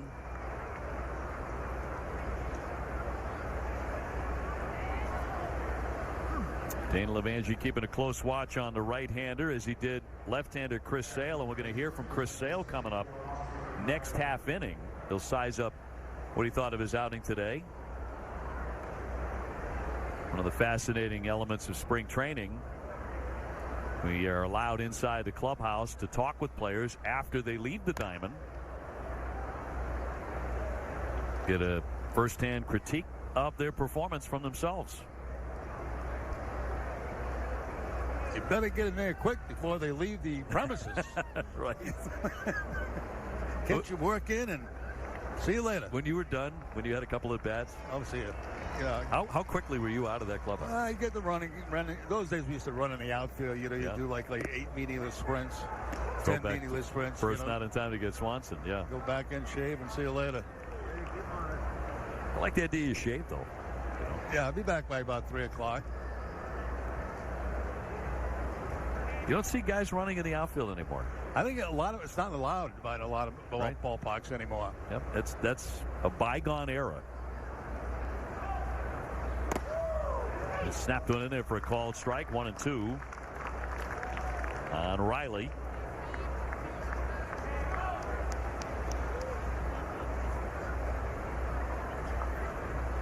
Red Sox pitching staff has 10 strikeouts today. For 7 by Mr. Sale. I never understood those sprints after the game was over either. I never could. I'd rather do them in the morning.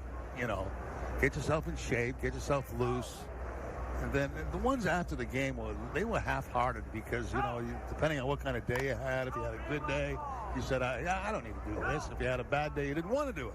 So they didn't make much sense to me. You're like 3 for 3. What am I running for? Yeah, well, I'm going to run back to the pool. What am I going to run in the outfield for? Get to the pool really fast. I kind of miss it though, seeing like the pitchers, running after their appearances, spring training games. I never thought it was very safe though, for anybody. No, there's guys running all over the place. You got outfielders talking to pitchers that are running. Yeah. You got balls flying all over the place off the bat. You got enough changes as a broadcaster. I don't like it, especially you had enough changes you got to deal with during the game. Oh yeah. And then you got 5 or 6 guys running in the outfield. It doesn't make sense. Swing and a miss. Riley fans for the 3rd time today. Thornburg with another K for the Red Sox. That's 11 for the Red Sox pitching staff. We'll hear from Chris Sale when we come back. Very sharp in his Grapefruit League debut. Afterward, he said today was a confidence boost because he wanted to work on a few things after his simulated game, and today was a step in the right direction. It was good to get out there, in a real game, get the juices flowing, adrenaline. Today was the first day I went through kind of my full routine, pre-game, during the game, all that stuff. So it was good. You're pretty sharp about all your pitches, or how'd you feel? Yeah, I felt good. Today was definitely a big step in the right direction. Just, we've been battling some stuff. Me and Dana and CB, just with some delivery stuff, getting back into it. Finding the rhythm. So today was big, obviously on the work side, but also the efficiency side, going out there and throwing strikes and filling up the zone. Were you reining the velo in a little bit? I mean, I think you were like 91, 92. That would not seem to be max effort on your part. Yeah, I mean, like I said, it's part of the process. That's where we are right now. I think, 2 years ago when I first came in here, that was probably the hardest I've ever thrown in spring training. But I had something to prove, and we're kind of trying to lengthen this out and get our work in, but not jump too far too quick. Is it easier for you to not go full throttle now, especially in the first couple? I mean, have you sort of taught yourself to not let it all go in the first few? Well, yeah. I mean, it's one of those things where we have a process, we have a plan, we know what we're doing. So, I've said it a million times. If I don't care what the radar gun says, I'm going to go out there and try to find a way to get outs, and that's my job. The fact that you have. Well, he certainly did that today. He sounds pretty pleased as well. He should be, with 7 strikeouts, 2 hits, no runs in 4 innings. And working on a lot of different things there and still in that process. And obviously that's been pushed back this year, unlike any other spring training, because the Red Sox played so deep as you can go, and winning the World Championship. Brock Holt 0 for 2, facing Luke Jackson here for Atlanta. And a full count.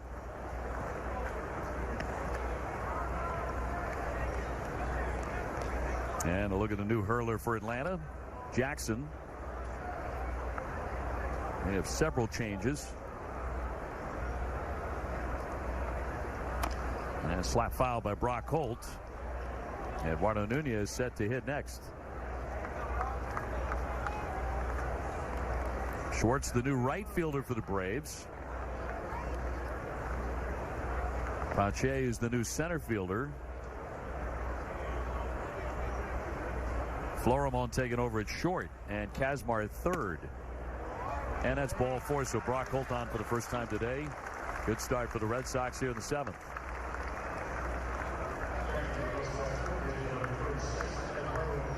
So Chris Sale's comments were just about precisely what you said, Remdog, about forget about velocity at this point. You know, if he's throwing 93, 94, whatever at this point, he could care less. But he had a pretty filthy breaking ball. Yeah, he certainly did today. And then, you know, went out to the bullpen, threw some more out there, maybe a few more fastballs, try to get some location with it. And, you know, it just a little walk in the park today for Chris Sale. Nice to see. And it was interesting when he said, you know, the first year he was here, he was out there throwing, you know, 96, 97 miles an hour in spring training, trying to impress everybody, trying to impress his teammates. So he doesn't have to do that any longer. They know what he can do. Smoke to center field, driving back Pache, still going back, and that's off the base of the wall. Brock Holt churning for third. They're going to send him around, trying to score. It was the relay throw to the plate. He will slide in safe. Nunez ripping a double off the center field wall, and the Red Sox extend the lead to 4-1. Nunez having a good day defensively at third base, and now offensively, an absolute rocket out to the 379. Gets that fastball down the middle, and Nunez jumps all over it. Taking a little bit of a gamble with Brock Holt, but not much of one as he scores easy as the throw, and the relay is going to be off target. There he is, breaking right there. Now he knows it's going to go in, so he's picks it up a little bit. Now he'll pick up his third base coach, Fables, waving him on, and no problem scoring. Bobby Dahlbeck will come in and run for Eduardo. Finishes up his day 1 for 3, an RBI, and a spectacular play at third base. So now Jackie Bradley looking to pick up the RBI, 0 for 2 today. Big Red Sox prospect taking over as the base runner. And through for a strike.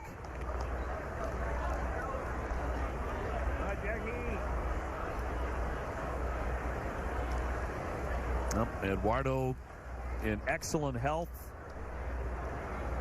Alex Cora believes that's going to make all the difference for him.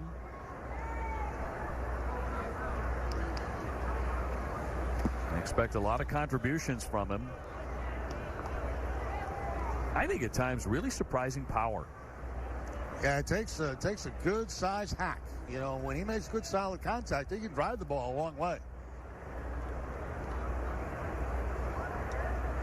I think the play of the day is the play he made at third base. Yeah, no doubt. So far in this game.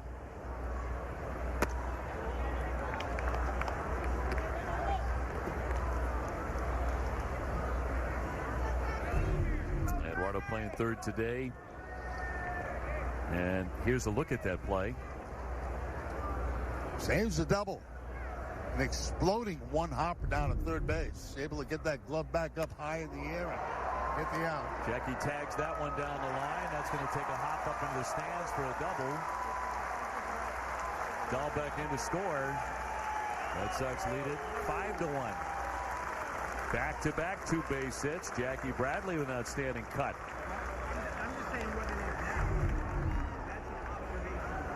That feels good for the Bradley. Had a couple of strikeouts prior to this, but now gets a breaking ball right in a nice spot for a left-handed hitter. Down and in, and not too far off the plate. And he's able to rip it right down that right field line for the ground rule double. Red Sox had a couple of those today.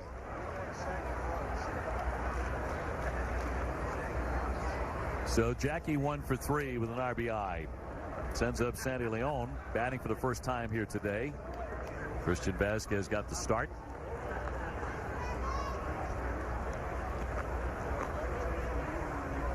Nobody out. Couple of runs in as the Sox get a little breathing room here in the 7th inning. Trying to get back into the win column.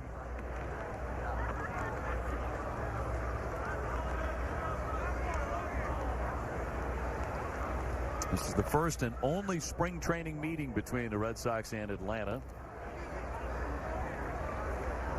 Regular season was pretty much all Sox as they went 5-1 against the Braves, including a 3-game sweep in early September at SunTrust Park in Atlanta.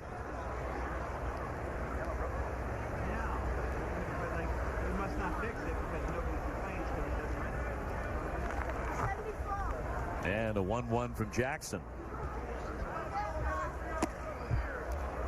Throw down second. Bradley taken off. It'll be no throw. A double clutch there, and he goes diving into third base. Red Sox catch a bit of a break there. Jackie turned something bad into something good here. He gets off the base too far, and so he wants to go, he stops, but as soon as that catcher makes that effort towards second base, he just takes off and makes it no contest. That's good base running right there, you know, to be able to pick up where the catcher was going to throw the ball and then be able to take off at third base and make it without a problem. Infield in on the 2-1 and fouled away by Leon.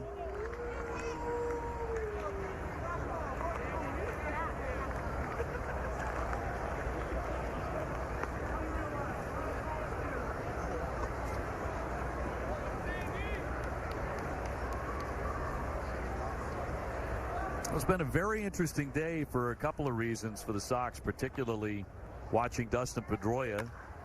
That's a shot to the second baseman, Valenzuela. No advance by Jackie Bradley. That'll be the first out of the inning.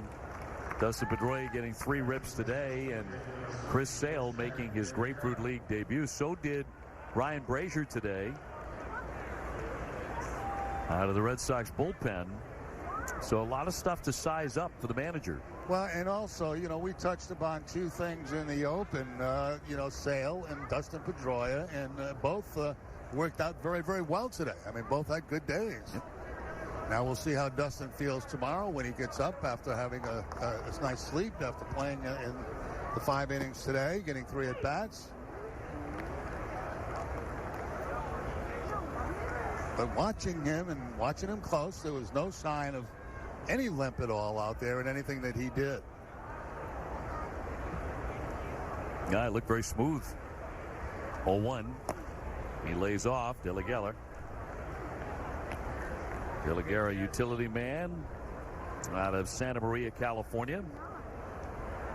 He was with the Paw Sox in Portland last year. Had some power, too, for Portland. 15 home runs.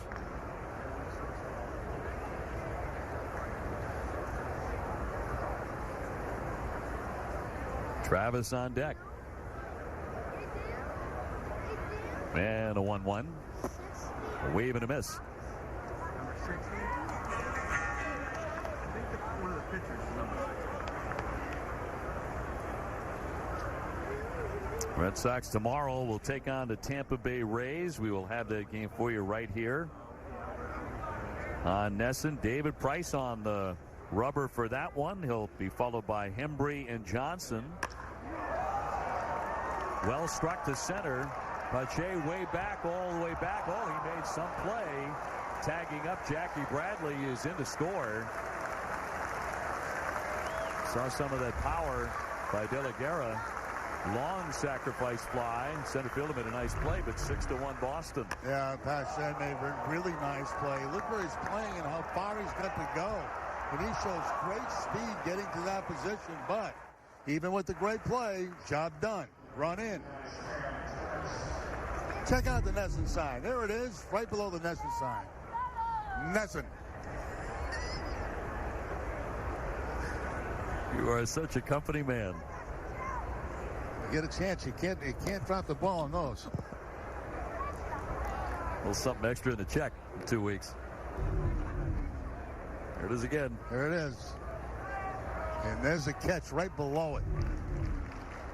Could be a highlight of the day. That could be a commercial because it was a sacrifice fly. Right. Ball and a strike. Travis hitting a Mookie Betts spot. Mookie had a nice day with a base hit and a long home run. He went 2 for 3.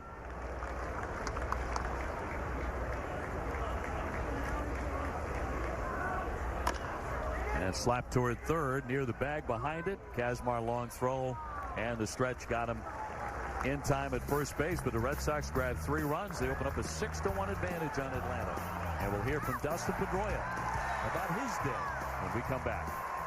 Spring training on NESN. Well, before the game, Alex Cora said that Dustin Pedroia's situation would dictate what they do with the 25-man roster. Pedroia just spoke in the clubhouse, and he said that he feels great, but he understands that they need to think long-term. Good. I felt good. Everything, so far so good. Yeah, felt fine. Can you feel like additional strength each time or additional comfort in just actions? And Yeah, starting to just like a normal training, like a normal spring training. So, just keep building forward. How would you compare where you are now to this time a year ago? It's a lot different. I'm getting ready for the season. Last year was like, in my mind, I'm like, man, I'm hoping I'll be back. You know what I mean? Mm-hmm. So it's a little bit different. Alex seemed to put a lot of emphasis on what comes out of today and how you recover tomorrow in terms of what they're going to do with you and what the plan is. He suggested that, if you think that you would benefit, or if they think you would benefit from more time for a bid and extended or whatever, that they would discuss that tomorrow. In your mind, do you think you're ready to open the season? We'll see. Just got out of the game and it felt great. So, I don't mean. So far. So how it's gone so far, I feel great. But I'm not. It's. I understand, the question, but the big picture is, I'm trying to play the next 3 years. You know what I mean? If that sacrifices 5 days or whatever to do that, then we have to do that. That's, we have to, do the right thing and make sure that, I'm fine long term instead of rush something and something that my knee's not ready for, and then we have a problem. Is that kind of delay easier to?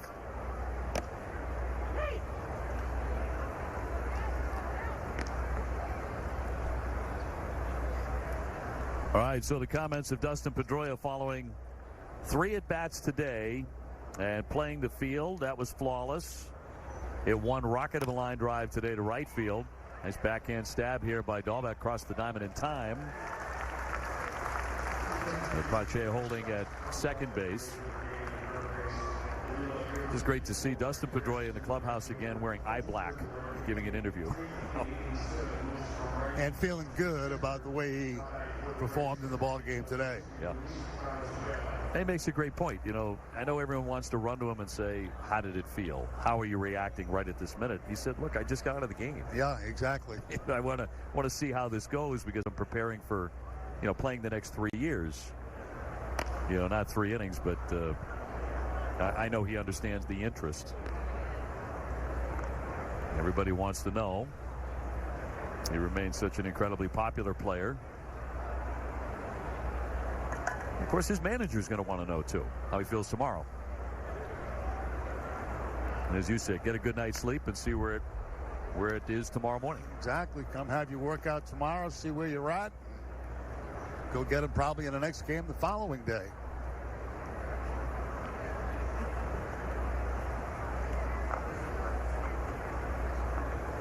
Valenzuela batting for the first time. Atlanta with a runner at second base. Red Sox opening up a 6-1 lead with 3 in the bottom of the 7th. I was thinking, Dave, those questions that when you've been injured or are injured are much more difficult than if you have a bad day playing, because, if you have a bad day, a guy come up to you, ask you a question, just say, I stunk. Ding. It's over. Interview's over. That was terrible. And there's not much more you can say about that. When you have an injury, you got to kind of get into it a little bit. You're really tired of it. You don't want to. Kelly Guerra flipping on to first base, runner down to third with 2 down. And you went through that as a player. Yeah. You know, you talk about 11 knee surgeries for yourself. So you had to go through that, you know, more than the average guy, talking about your own injury and how you feel today. Well, the hardest part for me was the final year when I asked them to go in one more time to take a peek in there and see if there's anything they could possibly do to give me maybe a few more years. And actually, I came out worse than when they went in. So it didn't work, and I had to go to spring training that year knowing I couldn't play. And it was so frustrating to be down there. You felt like you didn't feel like part of the club. You knew you were not going to be part of this team. And that's the year they went to the '86 World Series. So it was extremely difficult for me to have to leave that group, knowing I couldn't participate, knowing I couldn't play. And, you get the questions, every day, how does it feel? It feels terrible. It's awful. But you're not going to say that to them, Yeah. So it was... Being hurt stinks. I mean, it's tough. You just don't feel like you're part of what's going on.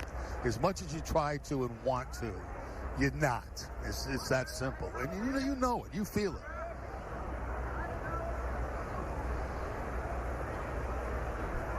Well, we saw Dustin Pedroia in the dugout and in the clubhouse throughout the postseason run for the Red Sox. And there are so many guys talk about guys who hadn't played with him before on last year's team. Say things like, I can't wait till he gets healthy again so I can play with that guy and know what that's like. Yeah. And it was just the force of his personality and his energy that was making a positive difference. But you knew it was eating him alive not to be able to be out. Without question. And no matter how strong a face you try to put on it, the fact is you're hurting. You're hurting inside. You're not part of what's going on. Now, here he was earlier today working with Rafael Devers.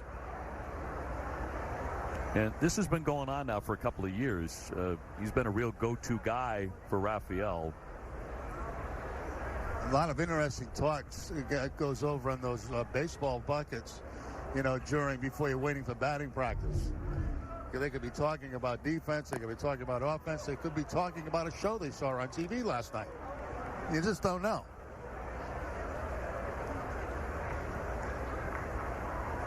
Darwinzon Hernandez, the left-hander, very highly regarded by the Red Sox. 6'2", about 250.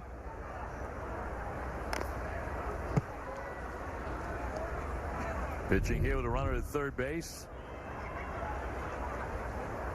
And here they are going after a little hitting. Dustin switching around to the left side of the plate right there. Front foot was leaving a little bit too soon. Yeah, more like that. That's it. You don't want to open up too soon. Yeah, I'm telling you. See? That's it. Exactly what they were saying. Exactly. Rafael's had an excellent spring with the bat, leading the club 14 hits, hitting .438, but can always do a little coaching. Well, here comes Alex Cora. And bringing John out to see there's something up here. Maybe a little uncomfortable for the lefty. Oh, yeah, he did. He kind of bent over with his arm, didn't he, there at the end of the pitch.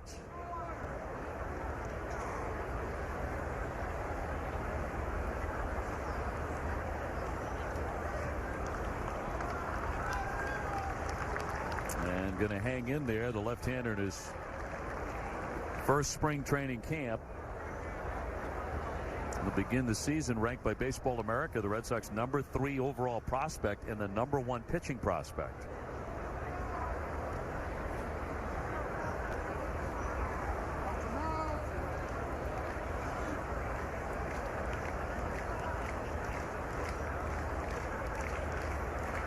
And a pitch to Schwartz. Fly ball into left center. Brent's on the move. A diving effort, and he hangs on. Well, we've seen some spectacular defense by the Red Sox today. Put this one on the list. Bryce Brent's leaving his feet. A Catch 90 playbook. Immediately following the spring training coverage, Billy and Jenny recommend spots for before, during, and after the game, including 2 brand new places within walking distance of TD Garden. Catch it all on Dining Playbook. Coming up next, driven by New England Chevy dealers. Well, great to have Jerry Remy back in the booth. Spring training 2019 and a regular season to come. And the Red Sox with a 6-1 lead. This is going to be Wes Parsons out of the bullpen for Atlanta.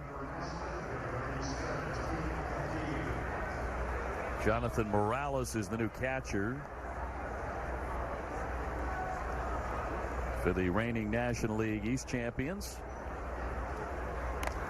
Reigning World Series champions got 2 runs very quickly in the first inning against a talented right-hander, Kyle Wright, who may very well be in the Braves starting rotation this year. Red Sox took a 2-0 lead, added on with another and a Mookie Betts home run in the 6th inning, and then scored 3 times in the 7th inning. Eduardo Nunez and Jackie Bradley each with doubles in that inning. And this is the point in spring training you're seeing guys play longer into games. Starting pitchers go deeper into games.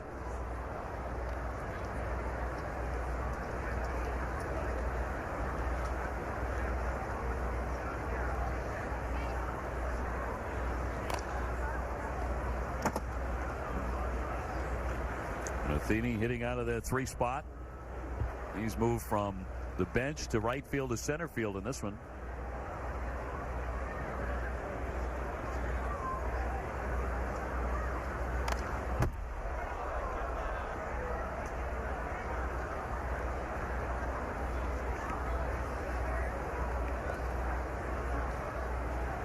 Red Sox and the Braves have met a lot in recent years. Sox are 8 games over 500 against the Braves in interleague play, but they've won 16 out of the last 20 against Atlanta.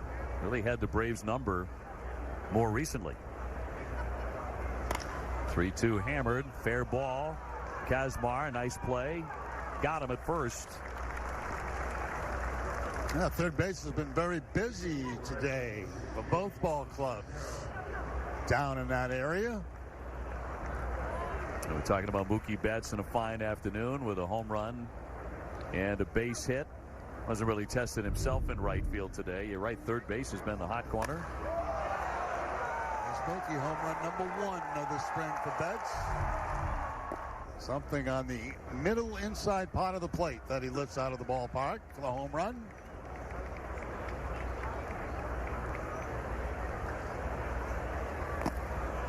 Tried to hold up Centennial, but couldn't do it there. 1 ball and 1 strike.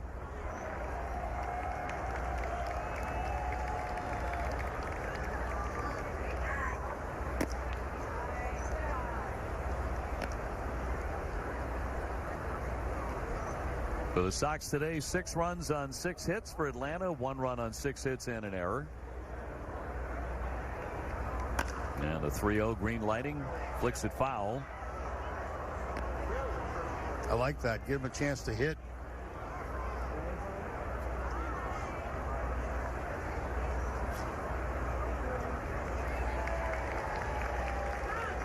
Red Sox going 119-57 between the regular season and the postseason last year. Only the 3rd team ever to win that many games in a year. 1998 Yankees, the 2001 Mariners, who were a big disappointment in the postseason, didn't do what the Red Sox did. They went out pretty early. 2-2 hammered up the middle, a base hit. Centennial on here with a 1-out single. Well, tonight the Bruins look to continue their dominant home record. They host Columbus at the Garden. Stay with us for pregame coverage beginning at 6 and a puck drop at 7 on NESN.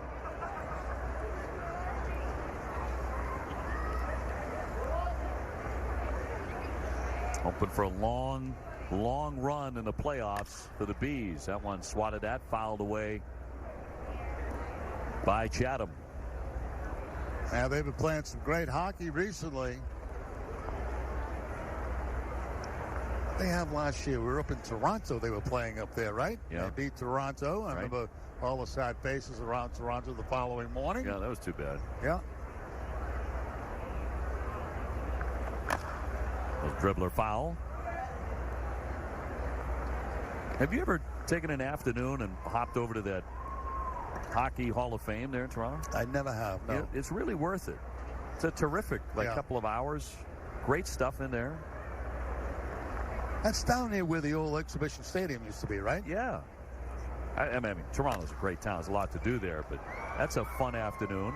Flipping to second one, on to first, and in time for the double play. That will retire the side here in the 8th inning. Red Sox as we move to the 9th with a 6-1 lead on Atlanta. Spring training on NESN is brought to you by Jordan's Furniture, the furniture store of the Boston Red Sox, and by the all-new 3-row 2019 Subaru Ascent featuring all-wheel drive.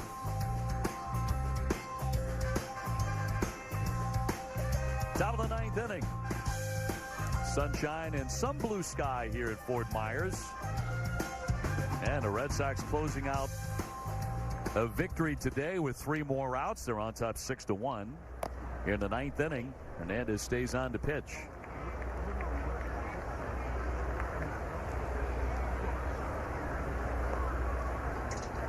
Ortega to lead off the 9th for the Braves. Their only appearance here at JetBlue.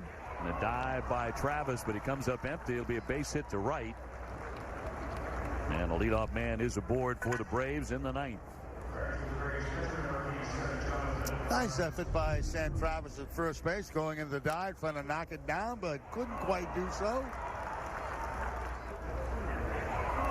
And Ortega picks up the leadoff base hit in the 9th inning. Well, another good crowd here, as always, at JetBlue. 9,971. 9,968 of whom have come up to say hello to the Rem Dog and welcome him back. Some bringing cookies. Yes. Others bringing lobster. So the booth has been well served today. Runner will take off and down to second base here. It's, by the way, even at 7. We've seen a Mookie Betts blast today. Well, you get down here late last night, right? You had a couple of basketball games in Chicago to do. Yeah, Big Ten tournament yesterday. You fly out of Chicago or did you go home? Flew out of O'Hare. Yeah, that's always fun. That's a lot of fun getting to O'Hare in the afternoon, like a Friday afternoon, rush hour. Oh, my. We think Boston's bad. It is. Yes, it is. It's terrible. Hernandez from the mound, freezing the runner and gets him at first base. But, yeah, Chicago's just, no, we made it. With the season opener just around the corner, don't miss a game this season. You can import the NESN Red Sox calendar into your favorite desktop, web, or mobile calendar. Get automatic alerts 15 minutes before the game. Visit NESN.com/schedule before the season opener on March 28th. You get used to, after decades in baseball, say, the season opener is April 5th or it's April 7th or whatever. March 28th. March 28th. Well, you'll be in Seattle. You'll have that partial dome anyway, so you're guaranteed to play. Right. Don't know what the temperature's going to be. Well, baseball will be back now to scoop that up. De La Guerra runner to third, but 2 down. 1 more out to get, and the Red Sox will finally get back into the win column. It's been a little while. Then you go to Oakland. It's going to be cool there probably early in the season at night. Yep. And then, of course, Arizona. So what's it going to be like now, Arizona, in early April? What are we looking at? I've never been there at that time of year, except spring training many years ago. Yeah. But they got the dome, right? They probably have that open. Yeah. I'm wondering, when you hit the street, is it going to be 100 degrees or is it going to be 65 degrees? It doesn't matter for the ball players, though. They'll be inside under the dome. And the Red Sox will finally make the trek back home to friendly Fenway on the 9th of April for the home opener against Toronto at 2:05 p.m. And on that day, Jerry Remy will be joined by myself and Dennis Eckersley in the booth. Lefties 1-1. Good stop by Sandy Leon.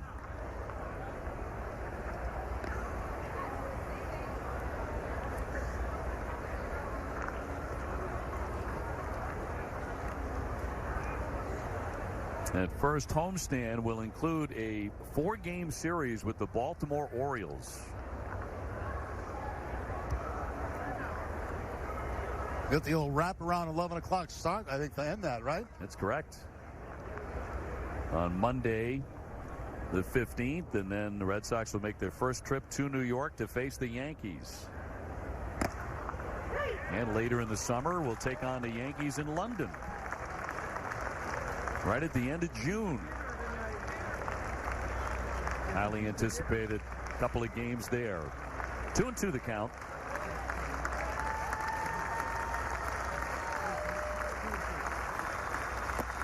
Swing and a miss, and that's how it ends. And appropriately, with all the strikeouts today, Chris Sale had 7 of those. And the Red Sox wind up winning this one 6-1 here this afternoon. Back into the win column. Rem Dog, always a pleasure. And it was fun. A lot of fun to be back with you, Dave.